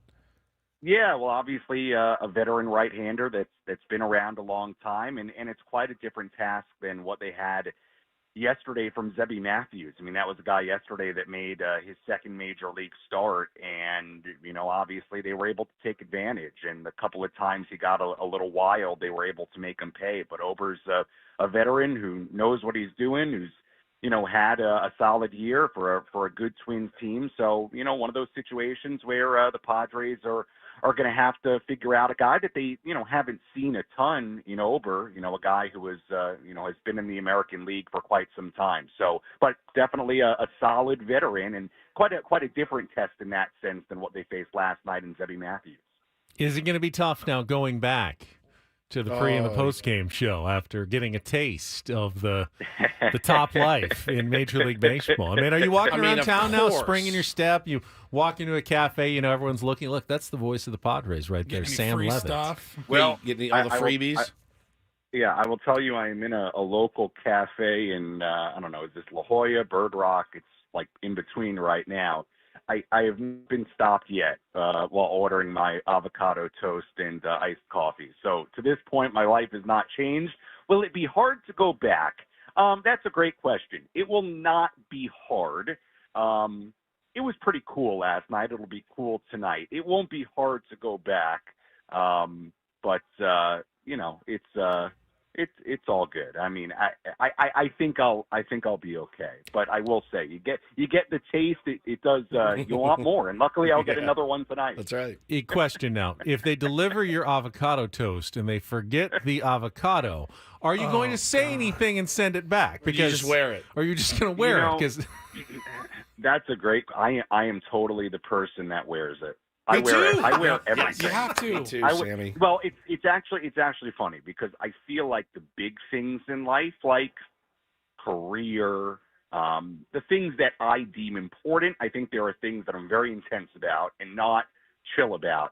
I will say when it comes to things like getting a food order wrong or, little things here and there, somebody not doing like, I wear a lot of that stuff. I am definitely inclined not to say anything, even if I feel like I've been wrong. Yes, in the same. quote unquote little aspects of like the big things I care about. The little things I tend to let run off my back. Yeah, like if I bought a boat and the boat sank on the first day through no user error, I'm going to be pissed.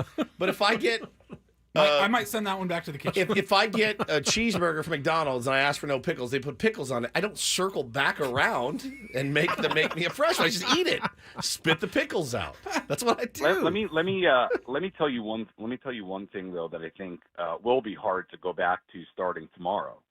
And I did the post game yesterday. I didn't have to run to the Western Metal Building because I just did it from the booth. So the run to the Western Metal Building, as much as I enjoy it,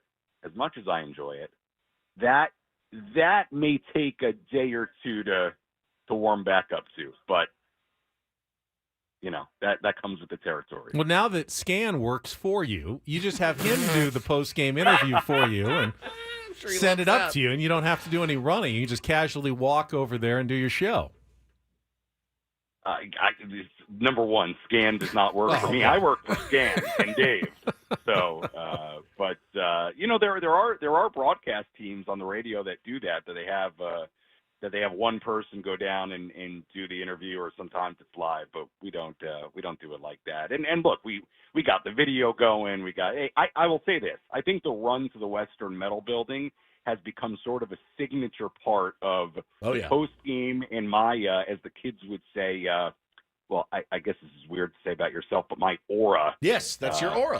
As a post game host here in San Diego. So I'm good with the run. It's kind of my thing. Like if I didn't have the run, what would I have? Would be my question. It kind of would all disappear to me. So the run is now an important part of kind of my persona. Now, last thing, Sammy, when you were growing up, did you ever apply to be the Mets kid caster of the day because yesterday they had their kidcaster who's great, who showed up, and I could have sworn it was like this must be Sammy's nephew or something. 9-year-old Kingston who got to call what turned out to be a really good call of an RBI single. And it's Rogers' 65th pitch of the day. It is smacked through the hole, a base hit. That'll score an Alonso, and Alvarez pulls in at second with an RBI single for Tyrone Taylor. Fantastic. The Mets now lead 3-0 against the Baltimore Orioles in the fourth. It's fantastic. Yeah, it's a great job. That was Honestly, great. it sounded, I thought, just like your call of the Xander Bogaerts RBI single in the bottom of the first inning. 2-2. Very similar. Swinging a ground ball, base hit into left. Profar scores standing RBI single, Xander Bogaerts. It's identical. Sammy, did you air check yourself? Yeah.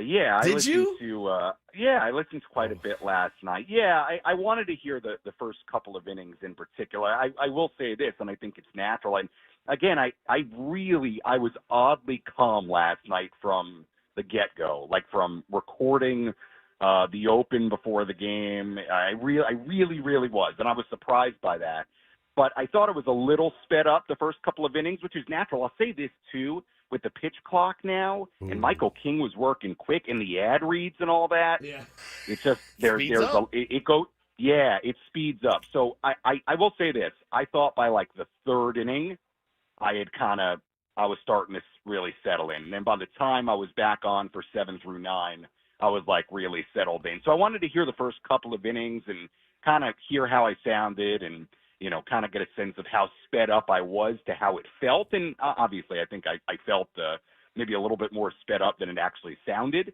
But, I listened and, listened to the highlights. And, I think all in all things considered, I thought it went about as well as it could have gone yesterday. And that's a credit to Dave and Stan. They were seriously just great yesterday. Yeah, those Soapy Joe cleanup hitters come at you real fast as the game goes on. That game will speed up on you real Here comes real the lumber fast. again. Here it comes, just like all the time. So good.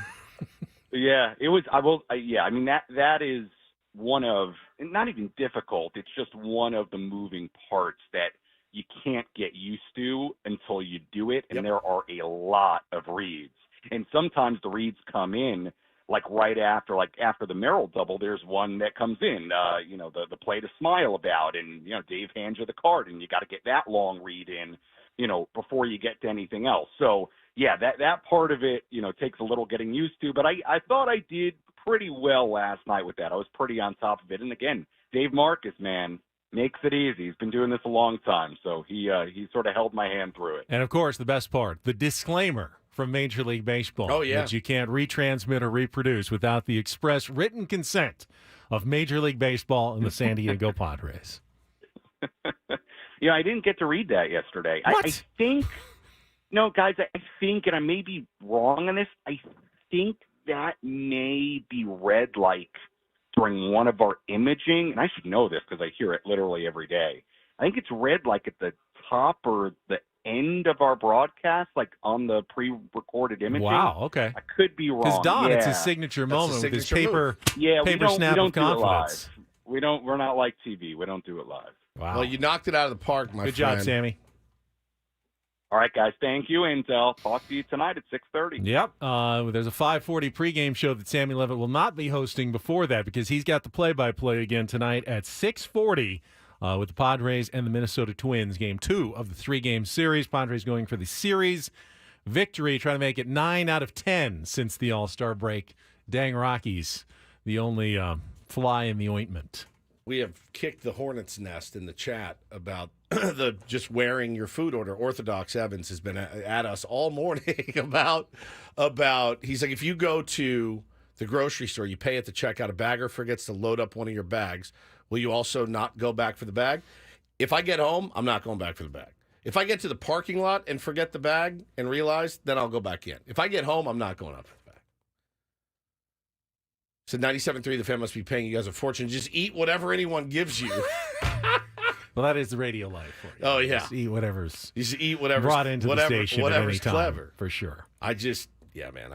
Listen. I've also worked in restaurants, and sending things back in a restaurant isn't That's the a best big idea. no-no. Yeah, it's not the best idea. I mean, I'm not going to send Big something back. no-no. This was a little cold, or this was just a Good little luck. overdone. It's fine. I'll eat it. No problem. It's what I ordered. It's not going to be perfect every time, but if what I ordered is not actually there, I'm going to say something. Yeah. All right, that's it. We are done. Annie and Elston are coming up next. They'll have some more thoughts. A Padres deep dive coming up at 11 o'clock. We'll be back tomorrow at 6 a.m. for executive producer and imaging director Paul Reindl. For Stephen Woods, I'm Ben Higgins. Have a great rest of your Tuesday from all of us here at San Diego's #1 sports station, 97.3 The Fan. So long, everybody.